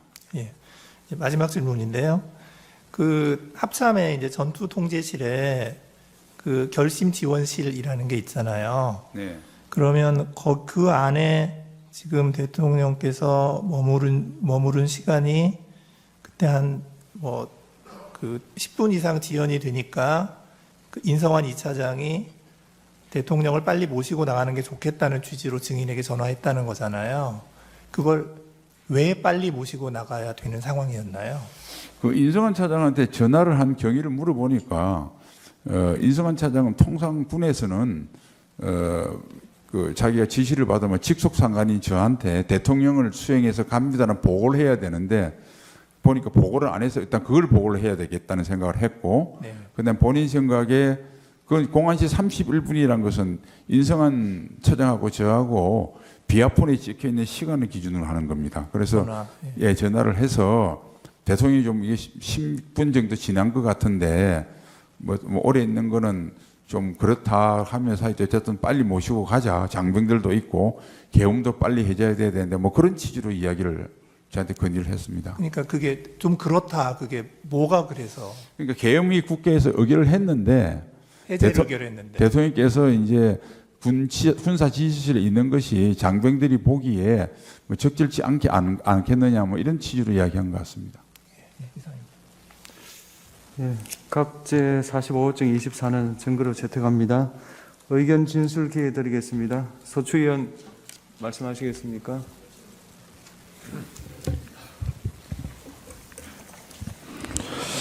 대한민국 헌법에서 규정하고 있는 계엄의 조건은 헌법 제77조이랑 전시사변 이에 준하는 국가 비상사태에 있어서 병력으로서 군사상을 필요에 응하거나 공공의 안정 질서를 유지할 필요가 있을 때만 법률이 정한 바에 의하여 계엄을 선포할 수 있게 되어 있습니다. 아마도 본능적으로 신원식 증인은 이러한 사항을 알고 있지 않았나, 그래서 계엄을 반대하지 않았나, 그렇게 저는 생각이 들었습니다. 피청구인은 야당에 대한 경고성 그리고 짧은 계엄을 했다고 주장을 합니다. 그런데 경고성이라면 비상계엄 선포문에 옐로우 카드가 아닌 레드 카드보다 더 심한 야당과 국회에 대한 용어는 쓰지 않지 않았을까라는 생각이 듭니다. 국회를 범죄자 집단의 소굴이라고 표현했고 또 이게 야당을 지칭한 거라면 더 문제가 있을 텐데 국회 야당을 지칭한 걸로 보이는데요. 국민의 자유와 행복을 약탈하고 있는 폐악질을 일삼는 파렴치한 종북 반국가 세력을 일거에 척결하고자 계엄을 선포한다고 했습니다. 과연 이게 국회에 대한 경고성과 어울리는 용어일까 이런 생각이 들었습니다. 그러면서 줄탄핵, 예산 폭거, 특검 이런 것을 예를 드는데요. 이 탄핵과 예산과 특검은 엄연한 대한민국 국가에서 헌법적으로 법률적으로 보장하고 있는 국회의 권한입니다. 그 권한 행사가 마음에 들지 않는다 하여 국회를 척결의 대상, 반국가 집단, 범죄자 집단의 소굴로 국회를 인식했다면 이것이 과연 경고성이었을까라는 의구심은 저는 가지고 있습니다. 국회에 대해서 줄탄핵 말씀하시는데 국회에 있는 저로서는 늘 거부권이란 말로 돌려보내드리고 싶습니다. 무려 거부권은 역대 대통령이 상상할 수 없을 정도의 25차례 정도의 거부권을 행사했습니다. 정말 경고성이었다라면 그냥 경고하면 될 것을 헌법에서 보장하고 있지 않는 엄연한 헌법 파괴 행위인 국회에 군대를 보내지 말았어야죠. 청구인은 아무 일도 일어나지 않았다라는 식으로 태연하게 말씀하시는데 지금 신원식 안보실장 등 많은 국무위원들이 이곳 헌법재판소와 국회 증인으로 지금 소환되고 있고 수사기관의 수사를 받고 있고 내란죄로 중형을 받을 처지에 있을 뿐만 아니라 그리고 하늘의 별이라는 군 장성들이 수십 명이 지금 수사받고 내란죄로 중형을 받을 처지에 있습니다. 이것을 대통령 단 한 사람의 지시, 명령에 의해서 수행한 사람들이 이렇게 수많은 사람들이 고통을 받고 있는데 이런 상황에서도 아무 일도 일어나지 않았다라고 말하는 인식에 저는 동의할 수 없고 아무 일도 일어나지 않았다라고 말하기에 앞서 아무 일도 하지 말았어야죠. 그렇다면 이런 일이 없었겠죠. 그래서 오늘 또다시 두 가지만 말씀드리자면 제가 국회 소추위원으로 법사위원장으로 간첩죄에 대해서 거대 야당이 막았다고 그러는데 저희는 막은 적이 없습니다. 법안 소위나 그리고 법사위 전체회의에서 여러 가지 조정할 필요가 있고 좀 심사숙고할 필요가 있기 때문에 공청회 등 그런 수기 과정을 거치자라고 해서 지금 보류되어 있는 상태지 야당이 결코 막았거나 이것이 간첩죄가 무산됐다거나 한 일이 없습니다. 그리고 아까 증언 과정에서 나왔다시피 초급 간부에 대한 국방 예산은 정부의 편성권을 갖고 있는 편성을 자체를 하지 않은 걸 가지고 야당의 책임을 떠넘기는 것은 참으로 비겁한 일이다 이렇게 생각이 들어서 하나하나 팩트 체크도 진실이 드러나고 있는 만큼 또 야당에 대한 경고성 계엄은 결코 아니었다라는 생각이 저는 듭니다. 이상입니다. 예, 본인께 의견 진술 기회 드리겠습니다. 아까 그 소추 위원장께서 이런 줄탄핵, 예산, 입법의 폭거가 국회의 권한이라고 얘기를 하셨는데 비상계엄의 선포와 그에 따르는 후속 조치도 엄연히 헌법상 대통령의 권한이라는 점을 말씀드립니다.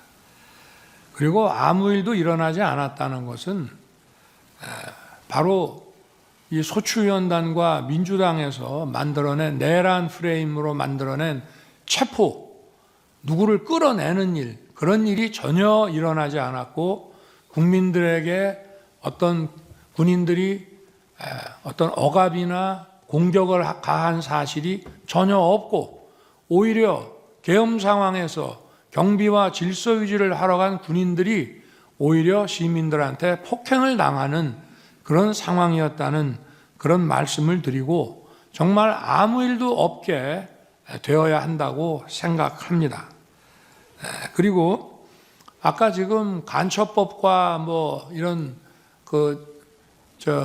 그게 뭐 심사숙고하는 중이라고 하는데 이런 위헌적인 법들, 국익의 핵심 국익을 침해하는 법들을 아주 일방적으로 신속하게 국회에서 그렇게 많이 통과시켜 놓고 왜 이 간첩법은 문제가 많다는 얘기가 나온 지가 오래됐는데 아직도 계속 심사숙고하고 있는지 묻고 싶습니다. 그리고 법률안 거부권은 루즈벨트 대통령이나 레이건 대통령도 이미 개혁을 하는 과정에서 수백 건씩 한 바가 있습니다. 그리고 아까 국회 국방부 지휘통제실의 결심지원실에 제가 좀 시간 다른 사람들 보기에 조금 있었다고 하는 것은 제가 거기서 보려고 했던 것은 국회법이었고요. 근데 국방부에 국회법이 없는지 자꾸 뭘 법령집을 가지고 오는데 국회법이 없더라고요. 저는 사무실에서 나올 때는 계엄 해제 요구 결의안 통과라는 것을 명시적으로 못 봤습니다. 회의하다가 갑자기 바로 옆 건물에 지통실이 있다는 생각을 하고 거기 한번 가봐야 되겠다고 해서 거기 딱 들어가니까 통과 이게 쫙 이렇게 나오더라고요. 그래서 제가 우원식 의장과 의원들끼리 약간의 논란이 있었던 것이 생각이 나서 이거를 계엄 해제는 해야 되는데 문안을 어떻게 만들어야 되나 싶어서 국회법을 가져오라고 그랬더니 이게 제대로 못 갖고 와서 국회법을 가지고 오는데도 시간이 많이 걸렸습니다. 그래서 거기에 집중해서 읽고 있다가 이제 그 두 분이 오셔가지고 바로 제 방에 갔고 민정수석에게 이 문안 때문에 그러니까 빨리 좀 검토를 해봐라 해서 그냥 그대로 수용해서 하는 거로 저걸 했고요. 그러고 나서 국방장관과 계엄사령관 박한수 총장을 불러서 군 철수시키라고 이제 지시를 했고, 그러고 이제 이미 국회 국무위원들은 비서실장이 다 불러놨기 때문에 기다리고 있는데 제가 시간이 좀 걸린다고 그래서 국무위원들 오는데 계엄 해제시까지 그냥 기다릴 게 아니라 먼저 언론 브리핑을 국민들한테 해야 되겠다 싶어가지고 간단한 그 담화문을 작성하도록 하고 그게 다 됐다고 그래서 내려가서 이제 준비시켰다가 발표를 하고 나니까 이제 정족수가 다 차서 곧 국무회의 해제 국무회의를 한다고 했습니다. 아까 비상계엄 선포 전 국무회의가 그 전부터 계속됐지만 정족수가 채워져 가지고 5분밖에 안 한 국무회의라고 했는데 해제 국무회의는 1분밖에 안 했습니다.